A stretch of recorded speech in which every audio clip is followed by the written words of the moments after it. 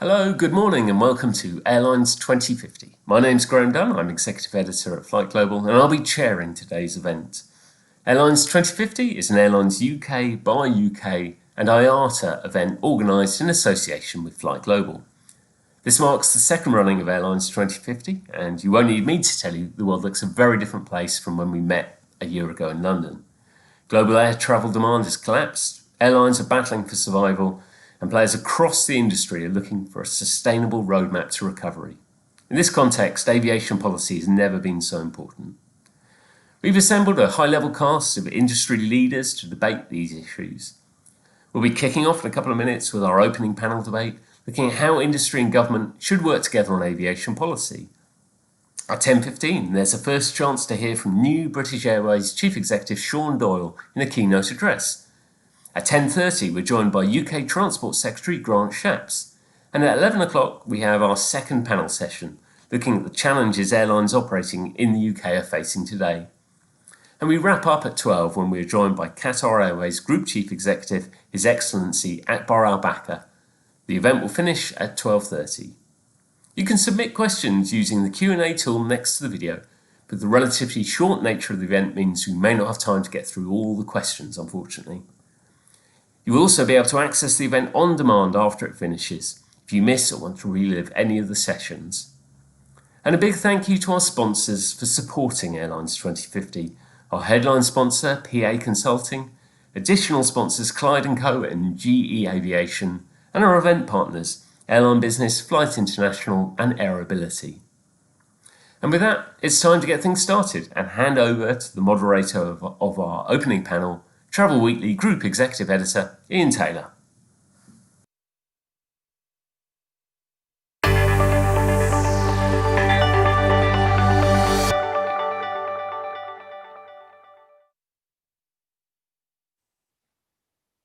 Welcome to this opening panel of Airlines 2050. I'm Ian Taylor of Travel Weekly, and I'm joined by Rania Leon-Taridi, Director of Aviation for the Department of Transport, Tim Alderslade, Chief Executive of Airlines UK, Dale Keller, Chief Executive of BAR UK, and Simon McNamara, Country Manager of IATA UK.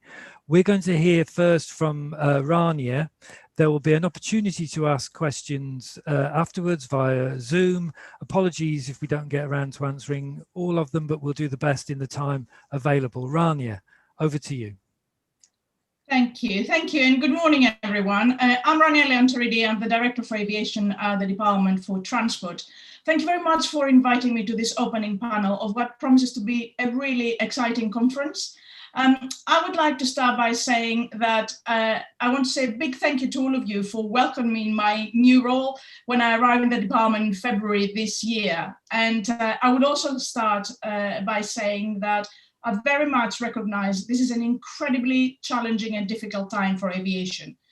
COVID-19 has had a devastating effect on the sector, and the aim here in the department and across government is still to support the sector in recovering successfully from the crisis and to adjust to the new normal post-COVID-19. When this crisis started, our focus initially was on dealing with the immediate impact and working with airlines to try and repatriate thousands of British citizens who were abroad. And I'm really incredibly thankful for the sector support in doing so. I remember the long nights and long days in making all of this happen. After that, we tried to focus specifically on helping the sector get through the lockdown. We supported more than 55,000 employees through the job retention scheme and providing up to £1.8 billion through corporate finance measures. But also in partnership with the sector and a lot of the people, all of the people in the screen actually, and many others, we started to design the measures that we wanted for the sector to enable passengers to get on planes and feel safe. One thing I should say is, and this is really important to us, we never closed our borders. Unlike Australia, New Zealand, Canada, and USA, we never really closed our borders. So what next? Let me just focus on three things very quickly. The first one is on global travel. And the government announced and set up the new global Travel Task Force to consider the design and implementation of a testing regimes of international arrivals, international bilateral partnerships, testing models, and other steps that will help facilitate some global business and tourist travel, but also further steps to increase consumer confidence. We will be facilitating workshops in all of these areas, and we look forward to your ideas. The task force will report to the PM in early November. The second area I wanted to focus is that throughout the pandemic, we worked very closely with international partners in ICAO. My team sits permanently in Montreal, and we consider jointly global solutions and all the problems that we face in air travel. So as a UK member of the Governing Council of ICAO, we have played a very key role in supporting the ICAO's CART task force, which was set up specifically to address the aviation industry recovery. And we want to continue to do that, and we want to lead global standards, and international leadership will hope to get us to do and say more in due course. In the third area, our environmental ambitions continue towards net zero and doubling down on our efforts to strengthen CORSIA, the carbon offsetting reduction scheme for international aviation. We also want to negotiate for a long-term goal for international aviation climate change emissions. And earlier this year, we set up the Jet Zero Council as a partnership between industry and government, bringing together ministers and CEO level stakeholders.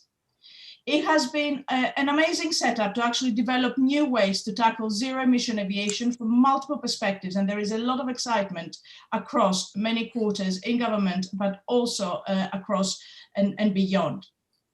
The Council will focus on developing UK capability to deliver net zero emissions commercial flight, and it also includes considering how to develop and industrialize clean aviation, aerospace technologies, but also look for sustainable aviation fuels.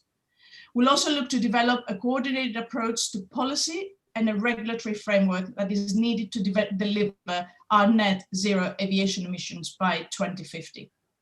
I would like to finish here by saying, as well as my thoughts here in the three areas I mentioned, there are other areas such as workforce and skills, regional connectivity, noise, innovation and regulation, and many consumer issues that will be part of the Aviation Recovery Plan, which are aiming to publish later in the year. And I look forward to discussing all of this with you. Thank you. Thank you, Rania. Let's start with the Global Travel Task Force. Can I ask you what's happened since the announcement? Thank you, Ian. Actually, it's been quite busy, incredibly busy. We have been developing the work and the report that it will be going to the PM, as I said, by the beginning of November. We had our first plenary session, which was chaired by the Secretary of State for Transport and the Secretary of State for Health, attended by a large number of stakeholders to discuss the initiation of that project, but also more importantly, to sort of set the scene about the questions that we will be asking, as well as to highlight to everyone that this is an implementation task force. It is an implementation task force on focusing on how we create a test and release regime financed by the private sector and actually paid by individuals. We do not want to impinge at all on public sector testing across the NHS. As I said, I'm incredibly thankful for the work that we have been doing jointly with the sector through the expert steering group and all the work that's gone before that. People ask me, well, are you just starting? And my answer is no, we've started some time ago. And that is why the implementation task force is exactly what it says on the team. It will implement the scheme after approval from the PM. Okay, there's only 2 weeks till early November, so time is very short. I was a little surprised to hear you say you're looking forward to hearing ideas from the industry, because I'm assuming you've heard all the industry's ideas over the previous weeks and months. But if this is about implementation, surely you don't want new ideas. You just want to drill down into what you've already got. Thank you, Ian. Ideas are always very welcome. And as you said, the industry has been incredibly kind in sharing with us everything they know, from data to models to existing initiatives to information and knowledge that particularly very kindly Dale and Simon in particular have shared from across the world with us. What we do want still ideas is in areas which is not just on the test and release schemes, for pilots, for work and partnerships across other international partners and other countries. For other initiatives, we heard a lot about travel bubbles. We heard a lot about other measures that will increase, for example, the confidence of consumers to get back on planes. And we want to continue with our work in ICAO in partnership with IATA and other colleagues in Montreal and across the world. So the ideas will be to boost new areas, potentially not only related to test and regime, but to other things we can do to increase confidence and increase demand for travel. Okay, let's just talk quickly about the various elements of the task force and its terms of reference. It will look at the type of test regime and how to implement it. When the Secretary of State, Grant Shapps, spoke at ABTA's travel convention last week, he said it's working on a test and release system, which will mean a single test about a week after arrival. So Simon, I wonder if that would be enough. It sounds, to satisfy the industry, it sounds like a release from quarantine after 7 or more likely 8 days. Thanks, Ian, and good morning, everyone. I think that's going to be the key debate, isn't it, going forward? How many days after entry are you released? Our position in IATA is that we think a globally harmonized test on departure system with no quarantine is the long-term solution to this, and that's what we're advocating globally. Indeed, as Rania mentioned, through ICAO and the CART work as well, that's something we're pushing there. Now, there's lots of different views in there, different science, different measures, and we see countries adopting different policies as well. Some doing testing a certain amount of time before departure, some a certain amount of time afterwards. So there will invariably be some negotiation here, but our starting point is we would prefer to see departure testing with zero quarantine, and we believe that brings the risk down to an acceptable level. Okay, but that's what you'd like to see down the road. But initially, clearly, it's going to be a single test with release about a week after arrival. The Secretary for State's made that clear. So, Tim, I wonder what you make of that. Yeah, thanks, Ian. I mean, we certainly agree with Simon's analysis that pre-departure is where we want to end up, and I think there's quite clear industry consensus around that across the globe.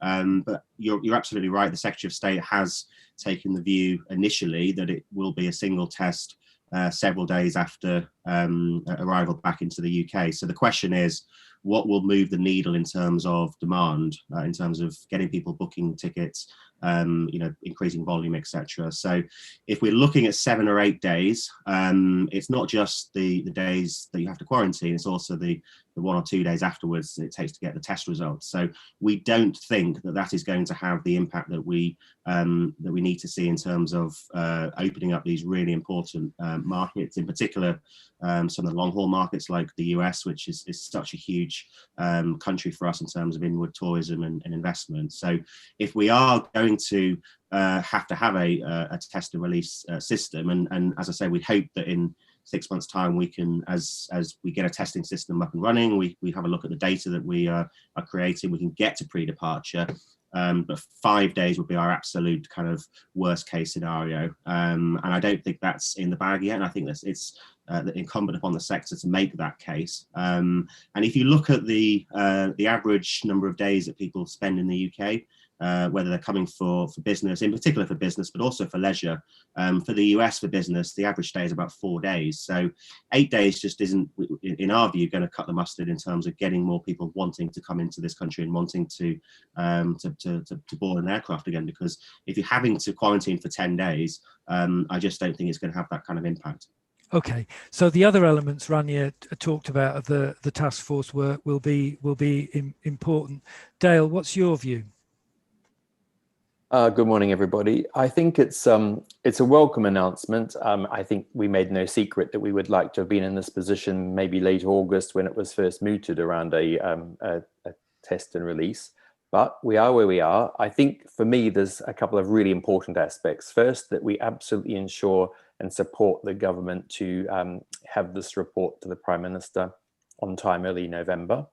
And the second thing is, I'm really pleased to see that there are some concepts within the task force looking at pre-departure and other types of, rapid testing with antigen, etc., that could change the, move the goalpost in a positive way. So we've got some flexibility in the task force to come up with solutions. It's essential for me that the policy decisions and regulations reflect that. I don't want to have a situation where we come out with a testing regime that then somehow feels very locked in. We see other global innovation and developments and the need for global harmonization. And we don't want the government to feel like it's going to be caught in accusations of a U-turn or that it got it wrong from the outset. So as long as we from day one see that there's a flexibility, we're on a bit of a long-term journey here, then I think we'll be satisfied. Okay. Rania, you mentioned the steps that will be taken to facilitate travel and so on a bilateral and global basis. There's a trial of a common pass at Heathrow on a flight between Heathrow and Newark this week. Is that something that the task force will be involved with and looking at? And does that relate to what Gareth Davis, the DG for aviation at the DfT, spoke about last week at the Public Accounts Committee when he referred to global travel passports? Thank you, Ian. The Common Pass trial at Heathrow is really exciting, and we're hoping to be able to observe that as well as a team. And this goes back to the spirit of what we discussed before on continuing to learn the ambition. My understanding of the Common Travel Pass is that it is a really ambitious scheme to ensure that testing regimes across countries correspond to each other. So you know what it is, and you are able to have a test in one country, have it recognized in another, and moving smoothly. It is an amazing and exciting development, and as I said, we will be learning from it and observing it from a couple of departments across government. As regard to what that means in terms of longer term, this is the kind of stuff that the rest of the task force will be considering, not only implementation of the regime, which is immediately in front of us, but what is there, as Ian, Adele and Tim said about the longer term. What are the things that we're looking forward to ensure that we unlock leadership and travel across the globe on measures that correspond, that correlate, and they also ensure that passengers have the confidence entering the plane on one end to know what is expected to them on the other. One thing I would like to say, however, is the importance that role that ICAO and the work that we're doing with ICAO plays in all of this. As I said earlier on, we started off by creating guidance with the help of the sector in an incredible amount of time, of a period of 3 weeks, to ensure the passengers have the confidence to get on planes, understand what a clean plane and a clean airport would look like. And we want to ensure that those measures are adhered to. Those measures are pretty much finding equal, if you like, assessments across the whole of the world, and a passenger is able to understand what it means, what the rules mean across various countries. So watch this space. Yes, the travel, the task force is the Global Travel Task Force, will be focusing on new innovations and looking to see what it is that we can learn and what we can adopt.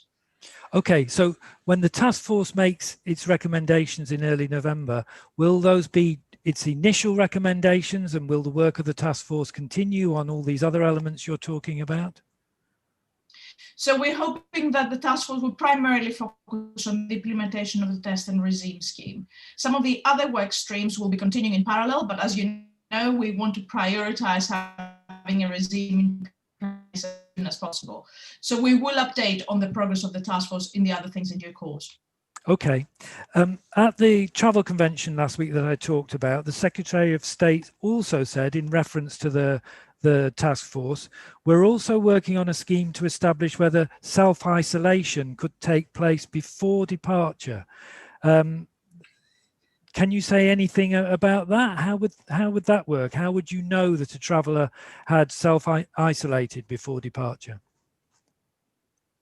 This is part of the other strands of work that I discussed a minute ago. There are countries that are already operating or thinking about operating pre-departure tests, and self-isolation is very difficult to consider how you self-isolate someone before they get on a plane.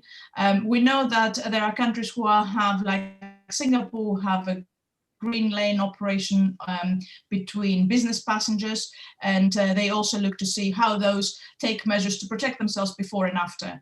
So what we want to do is, with colleagues, the Foreign Office, is to review some of those developments across the world. There are indeed planned a couple of work streams in that area, and we're hoping that some members from the sector will be able to attend those with us and discuss. Okay. We've got a question come in, and this isn't really your area, Rania, so forgive me, but I'm going to put it to you anyway.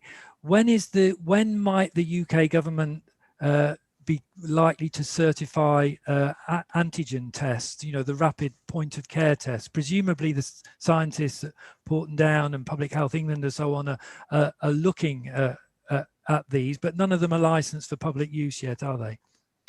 So one of the things we're looking through the task force is exactly to set the standards for various tests. So watch this space will be one of the things that we'll be going to back to Prime Minister and government on identifying the level of testing, the type of testing, not the type of testing, the standards that certain types of tests will need to have in order to be valid in our test and release regime. Okay, you talked about the amount of work that's gone on over the period of the crisis with representatives of the industry. Most of that has been behind the scenes. Can you give us an idea of what's been taking place and where, you know, what position you're in now with the knowledge you have from representatives of the industry like those we're talking to now? Where has that got the department with its tackling of the crisis? Yes, I mean, first of all, I'd like to say big thanks to the sector. I said from the beginning, they have been working with us since day one of the crisis. We have had a very open dialogue that initially got us to, first of all, identify some of the issues that we wanted to sort out immediately for passengers to be able to travel, and those were fundamental. So we followed the work and the policy principles of the ICAO CART task force to enable to design our own guidance for passengers who travel through airports and get on planes. And the sector had been fundamental in that. But before even that, the sector came together in roundtables in discussion with us and with ministers on a regular basis to ensure that we had a single version of the truth on the enormous task in front of us to repatriate passengers back to the UK. And as I said, played a significant role in doing some of those repatriations. Going forward, the sector has also been working with us on a variety of topics. We had roundtables on understanding some of the redundancies that have been taking place and the lack potential of skills in the future for the aviation sector workers, and have been discussing with us a variety of topics, which we are hoping to be able to publish the Aviation Recovery Plan coming up later in the year, as committed with the previous Minister for Aviation.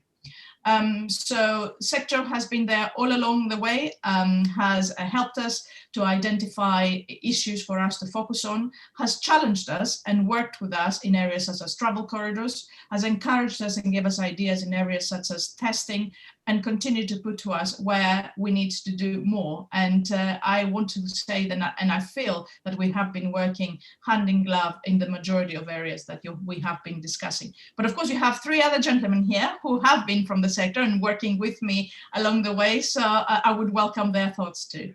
Yes, Dale, there's huge frustration in the industry, and we often see this voiced in the media about the length of time it's taking to relax restrictions and so on. So how have, you know, has the engagement with the government been valuable? Has there been a lot more going on behind the scenes than people perhaps realize?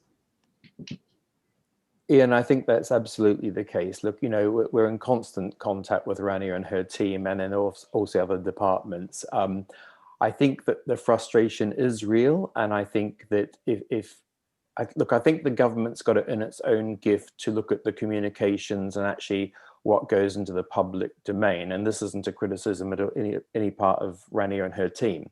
I think, you know, my message to ministers is that if this frustration is occurring because there's a lack of understanding of what's going on, or we're in crisis and we can't see a roadmap, then I believe that there's more information that could be communicated to actually be part of that roadmap so that the industry feels more engaged. And like I said, feeling engaged and being engaged, it's not entirely the same thing. And, as trade bodies, we get criticized as well. Maybe we aren't doing enough to twist government's arm or get our position across. We're doing our utmost, but, if ministers decide not to release some information, you get this feeling across the industry that nothing's happening. But I think, Rani has pointed out that actually a lot has been happening behind the scenes. Okay, Tim, you've no doubt had to feel quite a bit of frustration from your members. Yeah, I mean, the whole sector is frustrated as to the situation that we find ourselves in. It's the most serious crisis that aviation has ever faced. I've no doubt that Rania, her team, DfT ministers know all the issues that we are grappling with. They've asked us time and time again, what is it that you want to see? What can we do to help you across many different areas in terms of international testing, opening up travel routes, or economic measures around furlough or cash preservation, etc. The issue is that every other sector in the economy is in exactly the same boat that we're in. And the Treasury has taken a decision that the measures that they will put forward will be cross-economy rather than sectoral. So only two sectors that have had sectoral deals are the arts and hospitality. And I think it is a perfectly honest question to say to the government, what is it about hospitality? I know it's a hugely important sector in terms of jobs,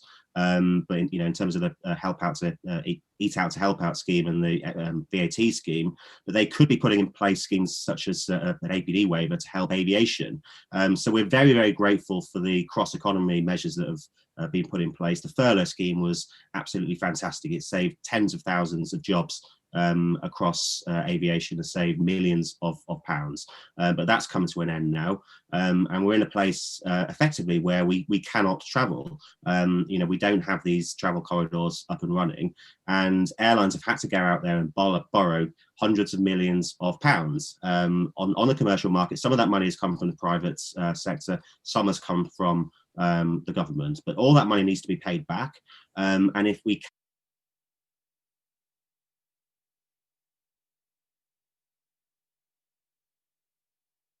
to see failures. It's as simple as that. All airlines at the moment are effectively going bankrupt. It's just a matter of time, depending on their own balance sheets and their own economic circumstances. So that is the frustration that we're feeling, because we know the clock is ticking. And we have been speaking to the government for many months now about testing regime. And it's great that the task force is an implementation task force, but we've seen 30 odd other countries around the world who have set up testing regimes quicker than we have, and I think that's the nature of the frustration. It's not frustration with Rania, her team, who are excellent, some absolutely first-rate civil servants. Robert Courts, the new aviation minister, really, really good, and Grant has been doing his absolute utmost with a whiteboard to push our case. But we're in a fight with other sectors, and that's just where we are at the moment. And it's just really, really tough for everybody. Simon, other countries have set up tests at airports and so on, testing regimes. But Grant Shapps made the point when he spoke in Parliament on September the 7th that privately, countries have found that a day one test on arrival is not the solution. He referred specifically to Iceland, but also mentioned Germany and France. And of course, Germany moved away from that policy. So, I mean, the government has a point, don't they? Because Europe is the most open part of the world. Their IATA figures show that, and the UK is hardly more closed than the EU, and there's no harmonisation across the EU. So really, this is a problem everywhere, and the UK government has not got this any worse than, and possibly has got it better in many respects than other governments. Is that right? Ian, I think if you work in government affairs and you're advocating towards government will never deliver quick enough or never deliver enough to what industry wants, and that's always going to be the challenge. And I've not had any topic in all my career where I've stood up and said, "Wow, fantastic! What a great result! The government delivered that before we wanted it." So we're always going to push more. I think you're absolutely right that governments all over the world are taking different approaches, and that's one of our frustrations, is that they are taking all different approaches. And you've seen even in Europe the challenge last week in trying to agree even just a common traffic light system. I think, you know, the push from us is to deliver these things as quick as we can. And you talked about other states having implemented. And I think that's what we're asking for, is let's get a scheme up and running, and we can talk about if it's 5 days or 3 days or 2 days. But once you start to get data, you'll be able to improve it and tweak it. And we are seeing some real life data. So, for example, and it's quite a widely publicized study that Air Canada did, where they tested over 13,000 inbound travelers with a PCR test on day 1, day 7, day 14. And what they found was that actually over 99% of the travelers were not COVID infected at all. And actually a day 1 test captured 80% of those people who were contagious. So once we start to get real life data like that, we'll be able to improve the system. So our push towards government is as they've committed to, let's get a system up and running as quick as we can so we can get that data in. And don't forget, testing is the first step as well. There's lots of other measures we need to take to get people confident to travel again, to get people want to travel. So testing is one tool, one lever that we can use in this. Okay, we could talk about regional corridors, we could talk about Foreign Office advice, but those things don't fall within the remit of the Global Travel Task Force. So unless somebody wants to say something about that, let's not spend time on that. There's a lot of talk about a financial package for airlines. I know, Rania, you can't tell us shed any more light on that. But both Grant Shapps and Gareth Davis at the Department for Transport have stressed the billions of pounds that have already been made available. So maybe Dale, what if there is no more financial support for the industry? What are the implications of that? The furlough scheme was a lifesaver for the airline industry. I mean, staff costs are generally the single biggest fixed cost that airlines face. You know, the fuel costs can go up and down, but the staff cost is there. I think what we're seeing is a bit of a cliff edge coming up at the end of October when the furlough stops. The job support scheme is not really suited to an industry that has travel restrictions. In fact, if you have 2 staff on 40% pay, that's costing you 120% for 80% hours. So in fact, you're almost better to let more staff go and keep on a smaller number of full-timers. The air passenger duty, you know, the government's not collecting much on that right now, but when you've got really distressed pricing, the airlines are absorbing that and not getting a pass through to the passenger on the current pricing in the market anyway. So it's like a double whammy. The government's not winning, and it's actually punishing the airlines more, even though it's essentially a passenger tax. And if we're going to have passengers having to pay for the COVID testing, then of course you've got the double whammy of the highest APD in the world plus a test cost. So, you know, all of this needs to come together in a support and financial package as soon as possible, while we have travel restrictions and the industry is really stopped from doing what it needs to do for the economy and the global connectivity. Okay, Tim, the French government's provided 7 billion euros in guarantees, loans and so on to Air France. The Netherlands provided 4 billion to KLM. Germany's provided 9 billion to Lufthansa. Is that the sort of order of aid you'd like to see for the UK airlines? I mean, I doubt very much the Treasury will give that kind of money out. But I mean, to be fair to Rishi and the Chancellor, he has given £1.8 billion to 4 UK airlines. So BA got 300 million, EasyJet got 600 million, as did Ryanair, and Wizz got 300 million pounds. So that money has been available. The issue, I think, for the government is, and I still don't know the answer to this to this question, is what kind of connectivity do we want as a UK sector moving forwards? Because you mentioned those European airlines there, Ian. I know for a fact that you know, the French government, the German government, the Dutch government would step in to save KLM, Air France, Lufthansa, Norwegian government have stepped in to save Norwegian, obviously. There's countless other examples. We don't know as of yet the position of the UK government when it comes to the UK industry, because our industry is very, very different to other parts of Europe. It's famously liberal, incredible amounts of competition, and that's been very, very good for the consumer and for the passenger. But we don't know yet the position of the DfT if push comes to shove, if more money is not forthcoming. And as I said earlier, airlines are running out of money, and if we cannot get a testing regime in place, then effectively economic measures absolutely come to the fore. And if the government is not going to be forthcoming there, then we're going to see airlines go out of business. And I think that is a question for Rania and for Grant and for the DfT, is to say, what kind of UK sector do you want? Because if UK airlines go out of business, then effectively you are outsourcing your connectivity as the UK to heavily subsidised overseas carriers. And we want overseas carriers to come to the UK because it's an incredibly important part of our connectivity.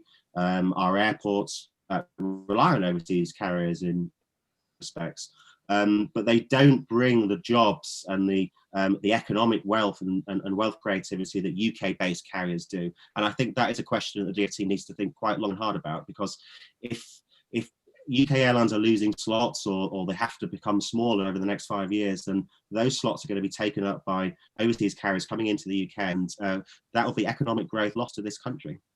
Okay, we'd really need Rishi Sunak on this call to address that question, wouldn't we, Rania? I don't know if you want I'm really sorry that you got me instead. well, look, I don't know if you want to say something about that, but can I ask you something? We've had a question in that a lot of people seem to want to know the answer to.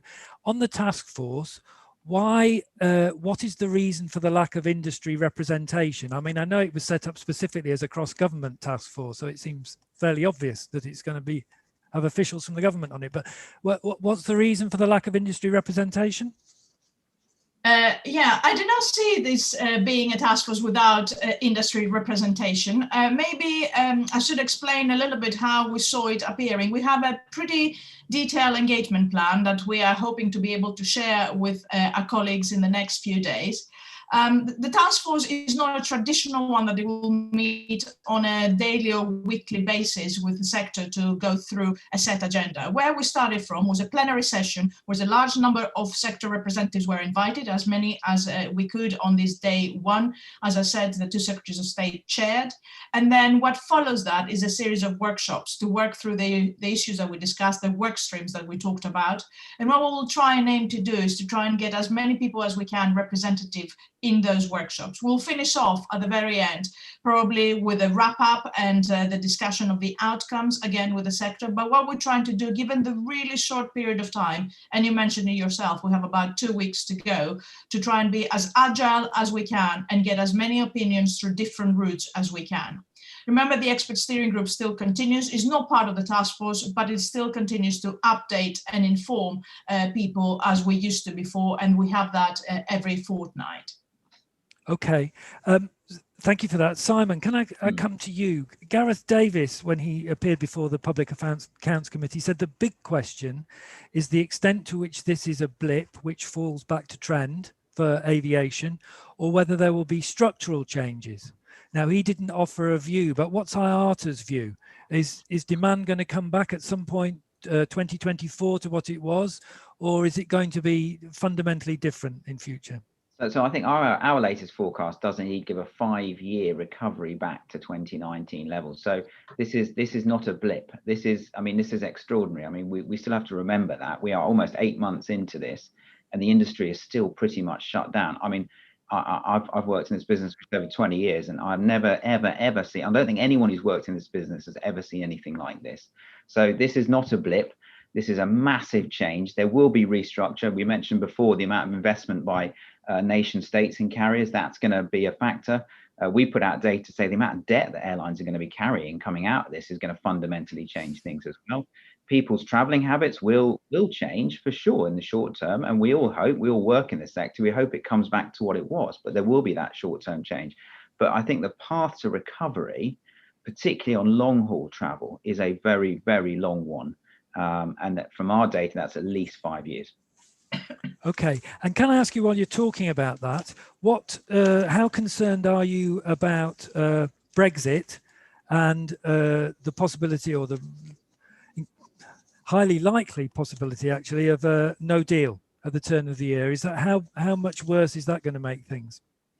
Is that for me, Ian? Yes. Yeah, I mean, okay, so we've seen all the comments, particularly here over the weekend, and you know, talk on both sides. To be honest, the key thing I think that we would say is there has to be, and I think the UK Prime Minister mentioned specifically aviation in his comments over the weekend, saying progress had been made in aviation, and we see that on both sides. From an IATA perspective, we watch both sides, the European side and the UK side, and we have seen progress made in aviation. It's not complete yet. But what we need to be ready for is a non-negotiated exit.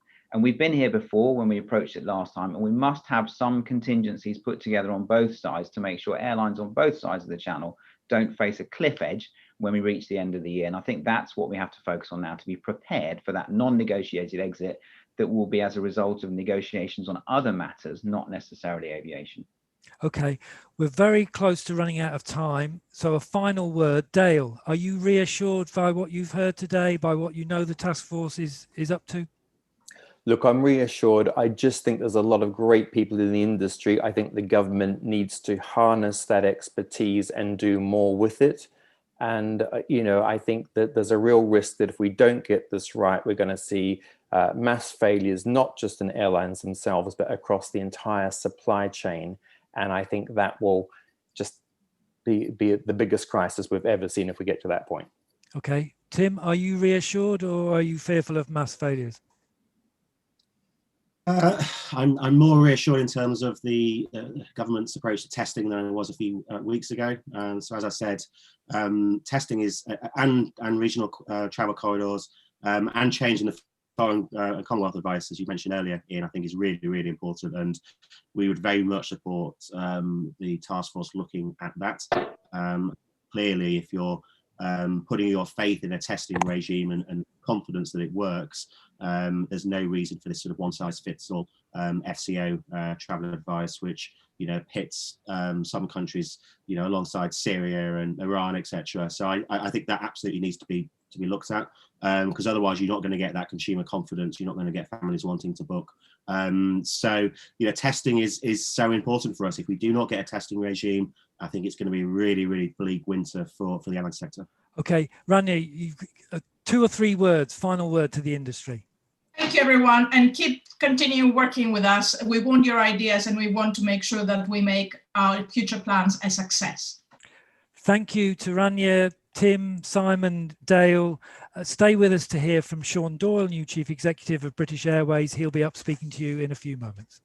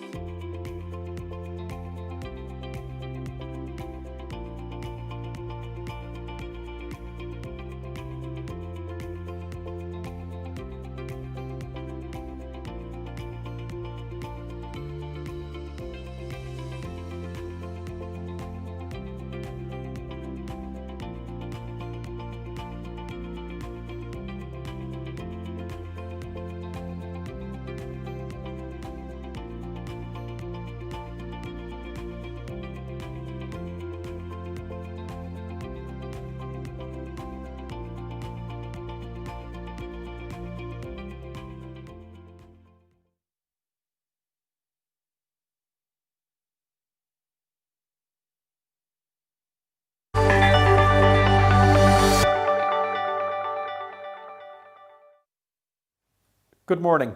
I'm Sean Doyle and I'm British Airways' newly appointed Chief Executive. I'm delighted to join you to deliver today's keynote speech, and I wanted to use this session to introduce myself and to tell you that I do not underestimate the challenges ahead. Indeed, the stakes could not be higher for our industry, and I believe we will only overcome many of the challenges we face by working together. For those of you who don't know me, I spent more than 20 years working at British Airways in a number of senior roles and became Chief Executive of Aer Lingus in January 2019. I've been back at BA for a week now, and my absolute priority is to ensure our resurgence from the worst crisis in the industry's history. British Airways has a crucial role in connecting Britain with the world and the world with Britain, and we are doing everything in our power to emerge from this crisis. But the impact has been profound.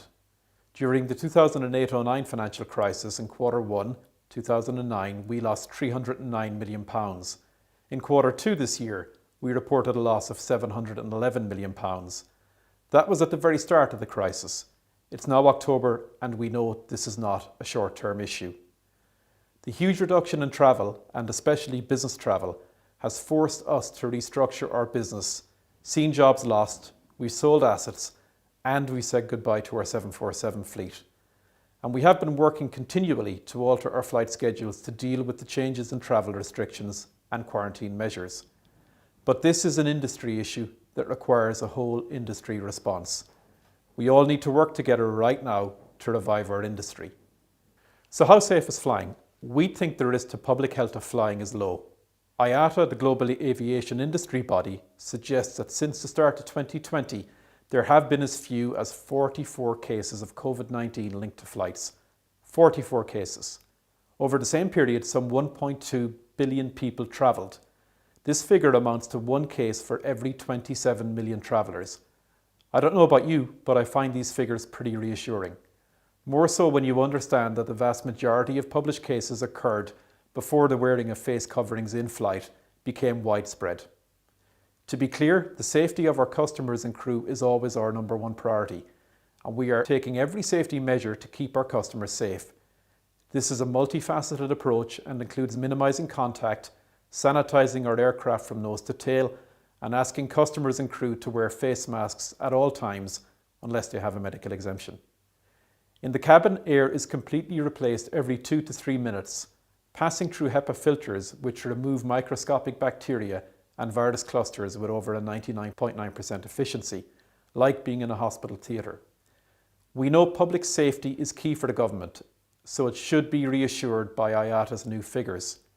We need ministers to work with us to make the right decisions for citizens and our industry. Our position at British Airways is that we do not believe quarantine is the solution.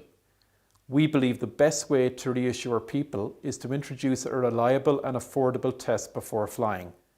For the UK, this approach reduces the stress on the NHS testing systems within the UK and on policing the quarantine system. If we look abroad to our near neighbours, we see that business travel and indeed tourism is being prioritised by some countries. We need to get our economy moving again, and this just isn't possible when you're asking people to quarantine for 14 days. It's our view that even if that quarantine period is reduced to say 7 days, people won't travel here and the UK will get left behind. So what needs to happen? We say we need a fundamental rethink. Pre-flight testing lets our customers know the risk of travelling in close proximity to someone who is infected is low, and governments can be confident they are not importing the disease. The decision on which is the most appropriate test is for the authorities to decide, although the antigen test is developing quickly. It is fast, reliable and affordable, but whichever test a country requires, PCR tests included, we think pre-departure testing is the way forward. Introducing a rapid pre-departure testing regime could not be more important. I'm going to use the example of the US to help me explain this. The total loss in trade between the US and the UK is predicted to be £45.8 billion due to closed borders. I cannot stress more greatly that air connectivity between the UK and USA is fundamental for supporting economic growth and trade on both sides of the Atlantic. Pre-COVID, British Airways flew to almost 30 destinations in the US. Now it's less than half that. We normally fly to New York up to 12 times a day. It's now twice per day with fewer than 200 passengers most days. In the first instance, we need to work together on a testing pilot so flights can start between London and New York, traditionally one of the busiest airline routes in the world. To do this, first we need an agreement between the US and UK governments to reopen without blanket quarantine measures. At the moment, we are not getting any support or action, and we're not hearing from governments what they're thinking. Airlines and industry bodies like IATA are offering their expertise to develop health passports, but we do not see government doing any of this. Secondly, we need cost-effective testing before flying, with a quick, safe and accurate test for every passenger on affected routes. I realise that the title of this keynote address is Beyond the Crisis, but I need to be clear that there is a risk that as an industry we will not see beyond this crisis if we do not first address the issue of how we get people flying again. Everything else is for another day. Thank you.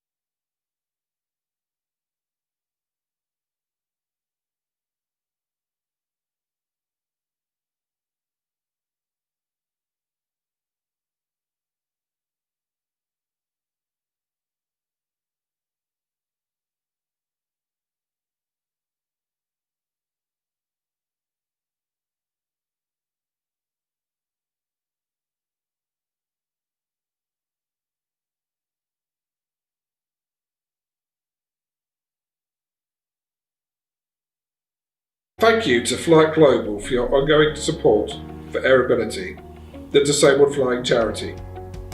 Thank you too for allowing us to be part of your Airlines 2050 event this morning. We teach anyone with any disability to fly an aeroplane.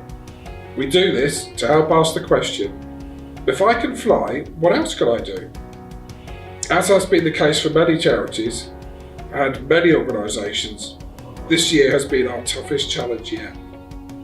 With our aeroplanes grounded and classrooms shut and fundraising events cancelled, we've worked tirelessly to support our disabled community by bringing the aviation experience to life virtually. We hosted the first online armchair airshow, the Spirit of Aviation Challenge, and delivered our education programs for young people. We're glad that more recently we've been back in the air, doing what we do best, and changing lives through the magic of flight. Our Aviators Ball will take place on Saturday the 28th of November, and it'll be at home. This year we'd love to extend the invitation to as many people as possible to host a dinner and join us online from your homes. Our incredible auction will be the highlight, and we look forward to celebrating some of the achievements that have been possible during this year during a really unusual flying season. Please join us and support us if you can. Thanks again to the Flight Global team for your partnership, your friendship and support, and for helping us to change the lives of disabled people through access to flight and the magic of aviation.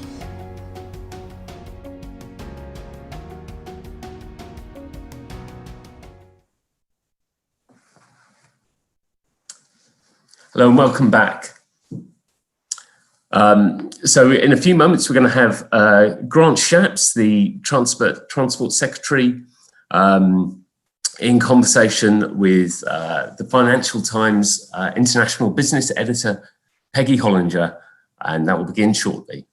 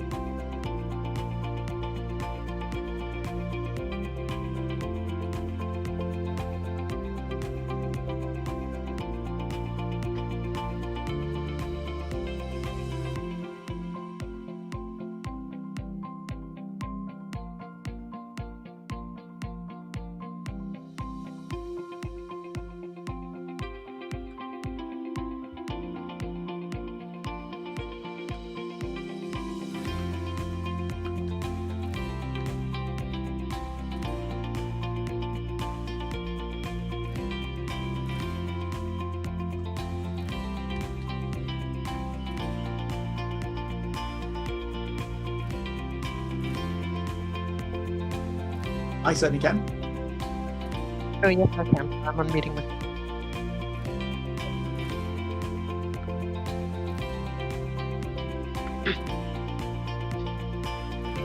Yep.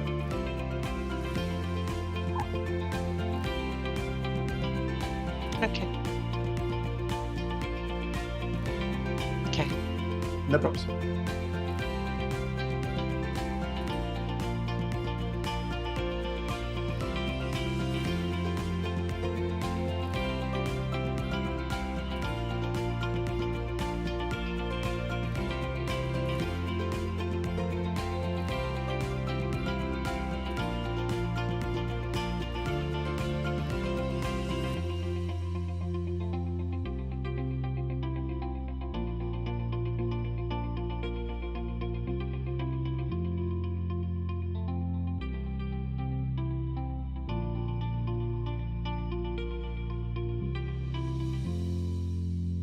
We in the right room now?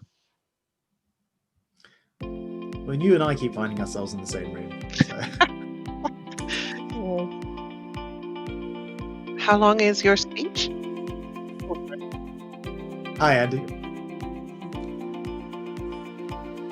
All right, you want me to mute now?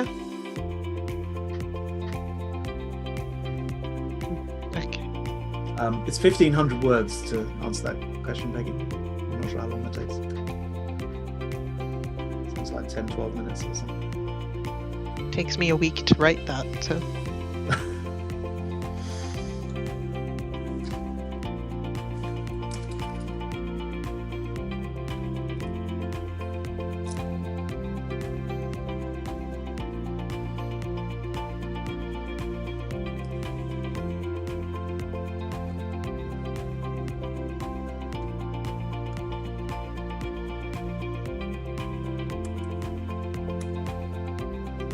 Sure, all of the fact that so many are taking place over Zoom these days seems to have led to more conferences rather than fewer.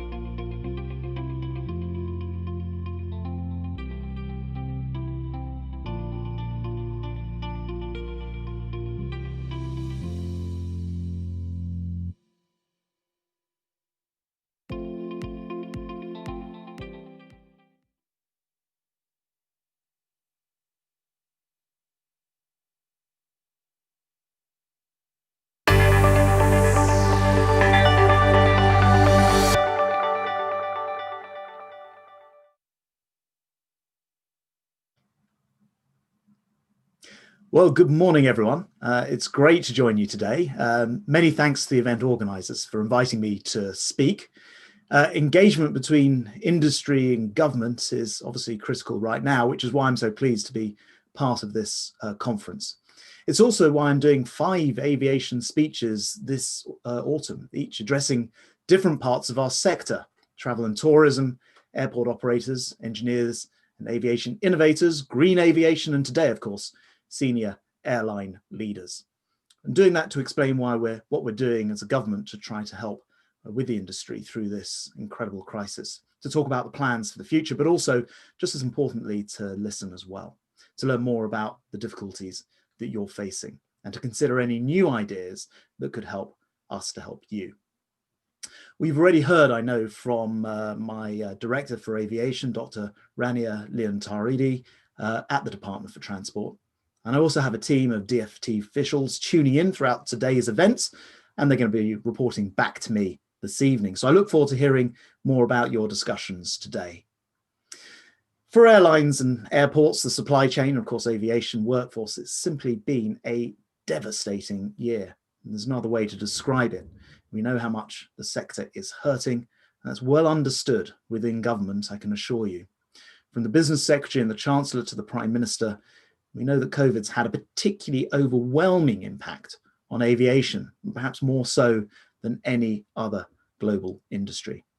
And that's why we've taken unprecedented steps to support early action on airport slots as one of the first things I did, paying for more than 55,000 aviation employees up to 80% of their wages through the furlough scheme, loan, tax deferrals, and £1.8 billion to the industry through the COVID corporate financing.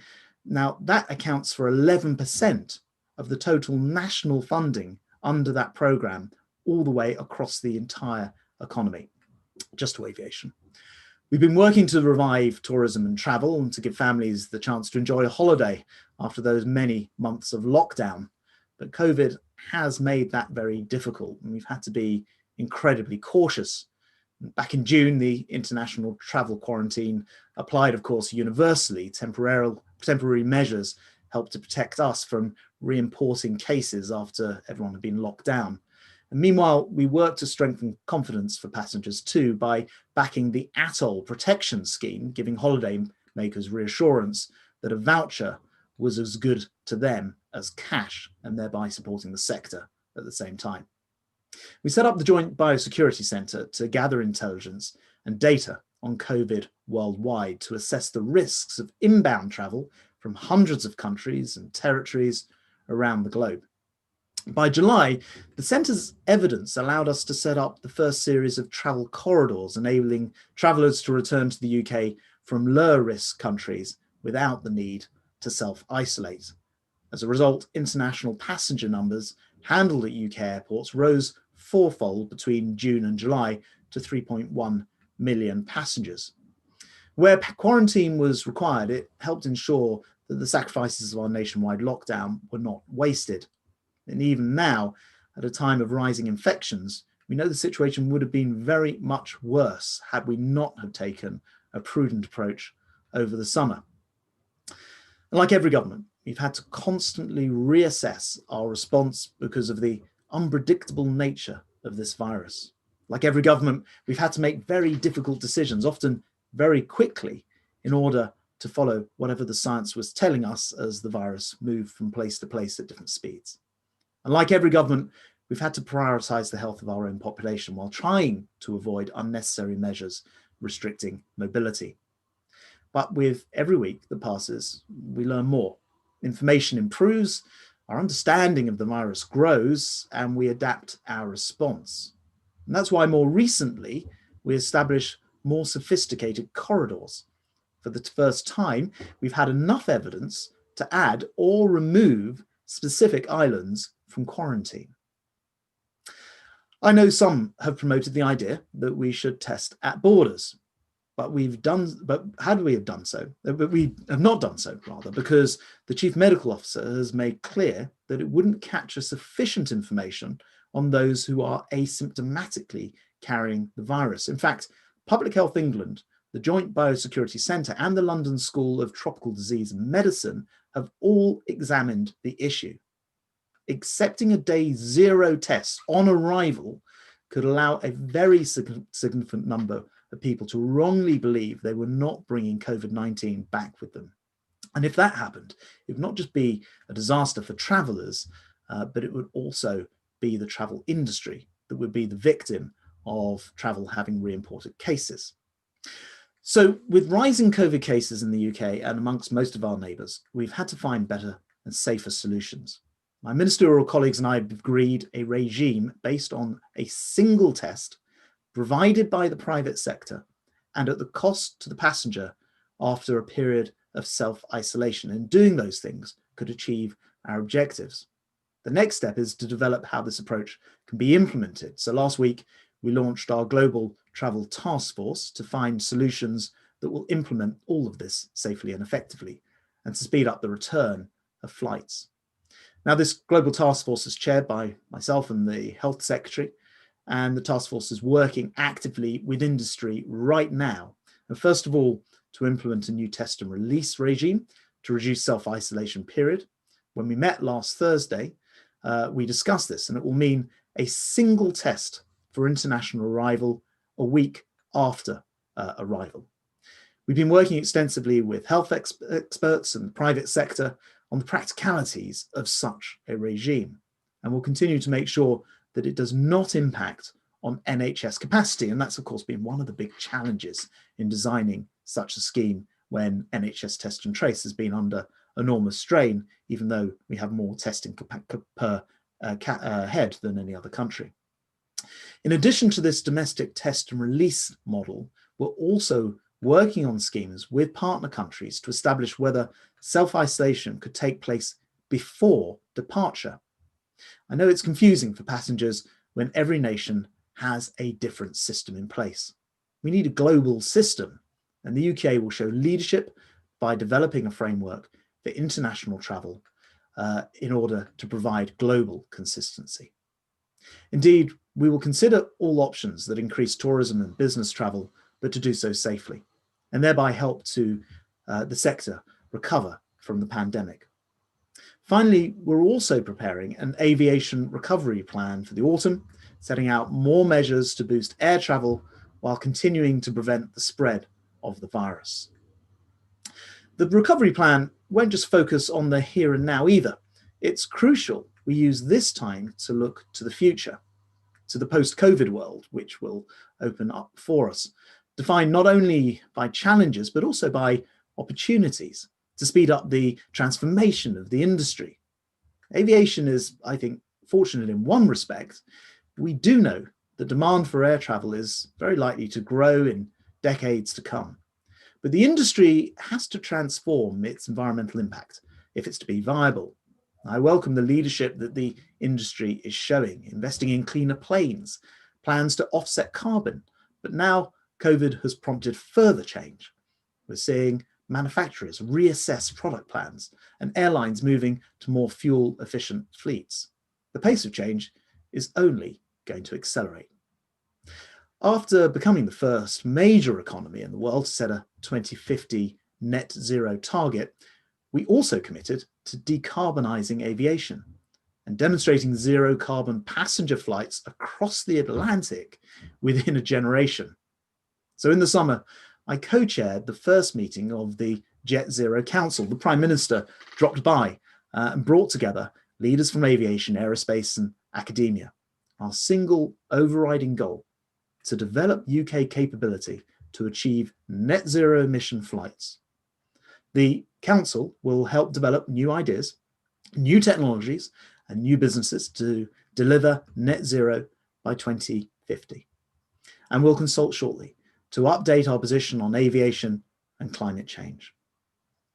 I want the UK to become a global centre for design, manufacture and use of clean aircraft. That's why last year we announced 300 million joint investment between government and industry for the Future Flight Challenge. Money will fund electric plane innovation and research into other forms of aviation technology.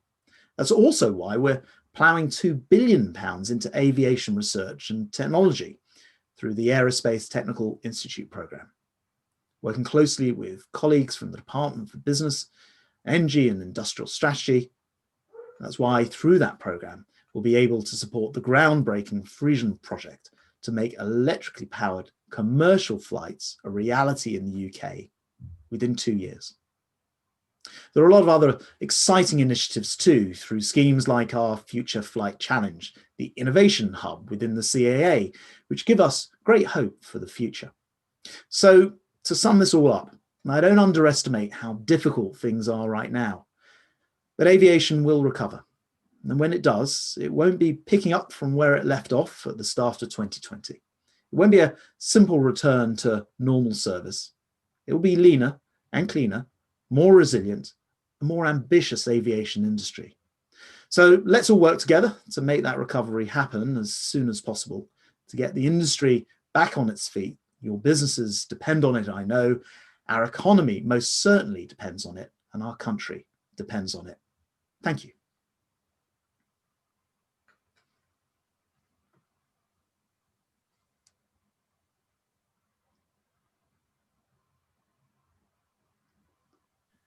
Thank you, Secretary of State, for that very interesting speech. I think a lot of what you said will be of great interest to a lot of the people who are tuned in today, but I'd quite like to drill down into some of the detail. You've talked a bit about the task force. I think one of the things that we're all a bit surprised at is that it took so long to set up that task force. Why did that take so long? We've known for quite some time, even you could say since the beginning of the year, that we were headed to a pretty desperate place, having seen the patterns in China and Italy. So why did it take so long? And second of all, you mentioned the number that had been established, the 7% symptomatic individuals. Now, I just wanted to drill down into that in this task force. First of all, how long will it take to actually come up with the proposals? How soon will we see those proposals implemented? Can we say there will be a testing regime by the 1st of December? And will you have a minimum threshold for any testing that you will accept? If 7% is not acceptable, what is the minimum? Yeah, well, look, first of all, thanks for the questions. I heard a lot of people say, well, why is it taking so long? The answer is simply this. We weren't sitting on our backsides doing nothing about this. What we were actually doing is defining quite a lot of the detail behind what is now really an implementation phase of this. So the task force isn't going back. We could have set up a task, but you're right. We could have set up a task force 3-4 months ago, 5 months ago, and discussed all of the science, the 7%, the way that this would need to operate. But actually what we did instead was to actually work through all those problems before setting up a task force. The task force itself is for implementation of this. So a whole series of things, as I described in the speech, have already been decided. We know we don't need 2 tests. I saw a lot of people calling for 2 tests. We don't require 2 tests. What we need is a period of isolation and then a single test. That means it's going to be cheaper. We know that people, we need to know who is being tested. So that probably means either a test in person or absolute guarantee over who's taken that test themselves. We know that that test is going to have to come from private capacity and that it's going to need to be sort of user paid for. So there are a whole bunch of decisions, in other words, that were being made, and those decisions were being made by really the second part of your question, which is if the scientists, and I'm afraid I don't want the 7% to be true, and I hear a lot of people have been saying that 7% is wrong, it's untrue. Actually, we've gone to a lot of lengths now. I described in some of the papers from the London School of Disease and Tropical Medicine, for example, how the work's gone into breaking down the understanding of why a day 0 test, a single test as you come in, is not an accurate way of finding out asymptomatic passengers. Remember, symptomatic passengers shouldn't be traveling in the first place. So that took time to get to the bottom of. And I suppose the dual answer to your question is, first of all, the level of knowledge about this disease just wasn't there when the disease was first hitting us. If you look at the experience, and I talk to my counterparts in France and elsewhere, and you look at the experience in places like Germany, they thought that they might be able to use day 0 tests in a meaningful way, and they've discovered actually it's not a meaningful thing to do. And look at what's happened in France with the course of the disease and testing at the airports, and you see that things don't quite hook up as you'd imagine. So we've had to work through all of those complexities, but that's brought us to a point where we're able to announce the global task force, which is an implementation task force, and we've already worked incredibly fast in the last week or so, 10 days since this has been set up, so that we're talking to vast parts of the testing industry. As soon as what PHE will do is set a quality for the test itself, and then it will be up to the private sector to provide a test up to that quality. So we're not trying to over specify it, but it does mean that the the creativity of that private sector will be able to get itself going and implement this. So in terms of speed, to answer the final part of your question, I'm hopeful that this will happen very quickly. It will now depend on industry's ability to provide it. I don't want to overpromise for something which isn't in my hands directly. In other words, it's the sector, the testing sector, that will have to develop to deliver the capacity. But I'm very hopeful that can happen very quickly. I just want to kind of re-emphasize, I'm very, very, very keen to ensure that people can safely travel. It's important for our economy. It's obviously important for the aviation sector. But we have to do so in such a way that it protects the domestic population as well. We can't have travel being responsible for further outbreaks. And so, that's the reason why we're having to take it cautiously. But I think in the end, if we work out both a great domestic test and release system and the international ICAO version that I was discussing, then the UK can lead the way on this, and that's where we're headed to. So you think by the 1st of December that we will be having a testing regime, routine testing at airports, a routine testing regime that will allow people to travel again? I do, with the only caveat being this will now be in the hands of private sector provision and making sure that sufficient tests are available. We said from the outset this must not impact on NHS testing capacity, so it can't be test and release through the NHS. But yes, with the simple proviso, as long as the capacity is there through the private sector to do it, they tell us it is. So I'm extremely hopeful, yes. But you don't have the private sector on the task force. How are you gathering? Oh, no, why did you choose not to have the private sector on the task force? We're talking to more than a dozen different private sector organisations about this. And the task force, that's not true that they're not on the task force per se. We've had a symposium at the beginning of it. We're having one at the end. But in between time, we are talking to hundreds of different organisations, firms, scientific, academic, academia, all manner of people to get this going. So essentially everybody in the travel industry is views on this are very, very much welcome. But as I say, it's not, I think you would have been more concerned about having a task force which was intricately representative of each element of aviation and travel if it weren't for the fact that we're already very well advanced on all of this. We didn't launch this task force, as I described, from starting at zero. We already made a lot of the key decisions based on evidence. What we're doing with this task force is all about implementation, and those private testing firms, dozens of conversations have already taken place with them. Would you consider two different regimes, one for leisure travel and one for business travel? I mean, you've talked about a week, but obviously the industry is keen to see it go down any kind of quarantine to 5 days. Do you think we can get down to 5 days? And would you think that one way to do that would be two different regimes? Well, so the way I describe this is a domestic regime. So that's some isolation, self-isolation or quarantine, and then a test and release. That's a domestic system. We can put that in place. We don't have to have any international agreement over that. We can just go ahead and do it. But then the second part of it, which I guess answers your question, is an international test regime, which is more agreed along the lines of an ICAO standard. And we're talking to the US Homeland Security and others about exactly that kind of approach, where we can get some trials set up, which then could become a global standard. And that could involve a series of tests, which may involve quarantine before or after flight, or a combination of the both, or ultimately, if the technology is there, no quarantine at all in return for perhaps daily rapid tests. So we are working on both versions. That international version requires international cooperation. So I don't want to put all our eggs in the basket of waiting for, if you like, that what you might describe as an ICAO standard to be developed. We want to lead in that development. The domestic version, I can do that on our own. We can do that here. And that's why it's important to see both. So I think the answer to your question is yes, two different systems potentially in the works there. And how soon? How quickly? I should just say, warn the audience that you've got to leave for scheduling issues. Excuse me. So we may not get to all the questions, but very quickly, Secretary of State, how quickly can we see that happen?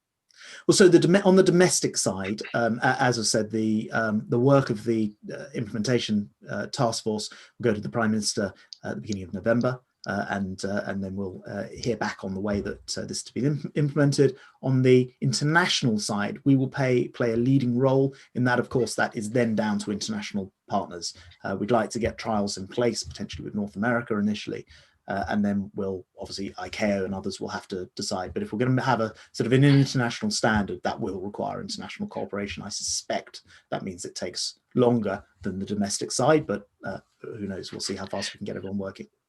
So that international corridor with the United States, hugely important. Airlines UK has estimated we're losing $32 million pounds a day from a lack of tourism and business travel. How quickly can we get a corridor between the US and London?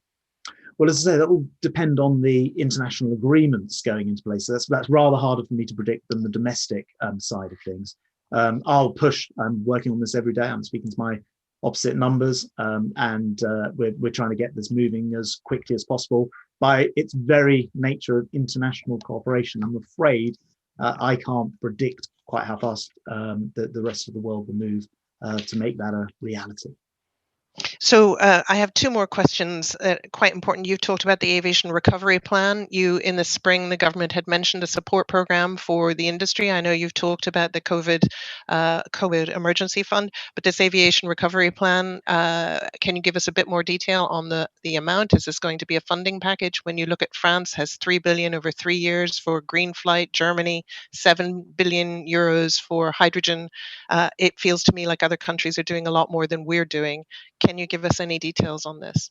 Yeah, I don't think that's right. Actually, I mentioned several other billions, which are research money in my speech just now for things like zero carbon flight. And in fact, fans of places like Cranfield, which I certainly am, will be tracking some initial zero aviation flights actually taking place, and that's happening through government investment and private sector working together. Very, very big push. We are the first country in the world to commit to zero carbon by 2050. Aviation absolutely has to play its part in this and has been at the forefront of it. I've been very impressed by the sector. In fact, before COVID got going, I signed a sort of a charter, I think it was, for net zero by 2050 with the aviation sector. Many people who'll be on this call. There's no shortage in terms of desire to get this done.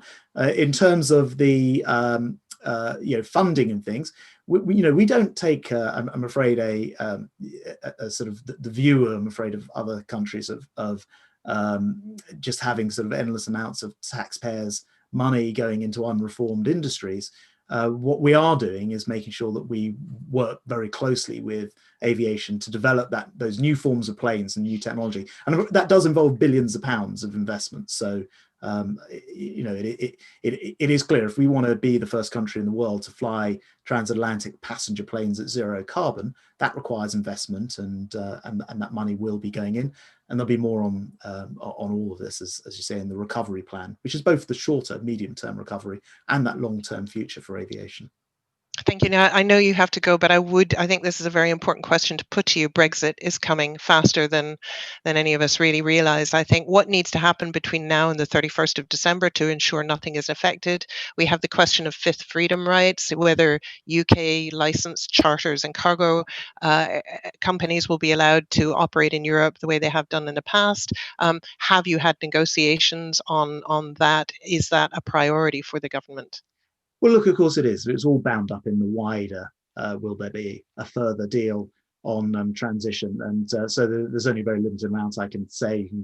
People are seeing this in the newspapers, and people will be familiar with the current status of the discussions from communiques from both sides. We very much hope to have a further deal in place, because aviation by its very nature is an international industry, which does mean that certain rights exist in any case. I'm afraid I can't answer the detail until we have the outcome of the broader European negotiations. We do know that previously, as a stop-gap arrangement, the European Commission, the EU, put in place measures to make sure that aircraft will carry on flying. We're confident that will, of course, carry on happening this time as well. Okay, Secretary of State, I know you have to dash, but I really appreciate you taking the time to talk to us about this. And I'd like to point our audience to the next panel discussion, which is Beyond the Crisis, Managing the Path to Recovery. Thank you again for a very interesting session. Thank you, Peggy.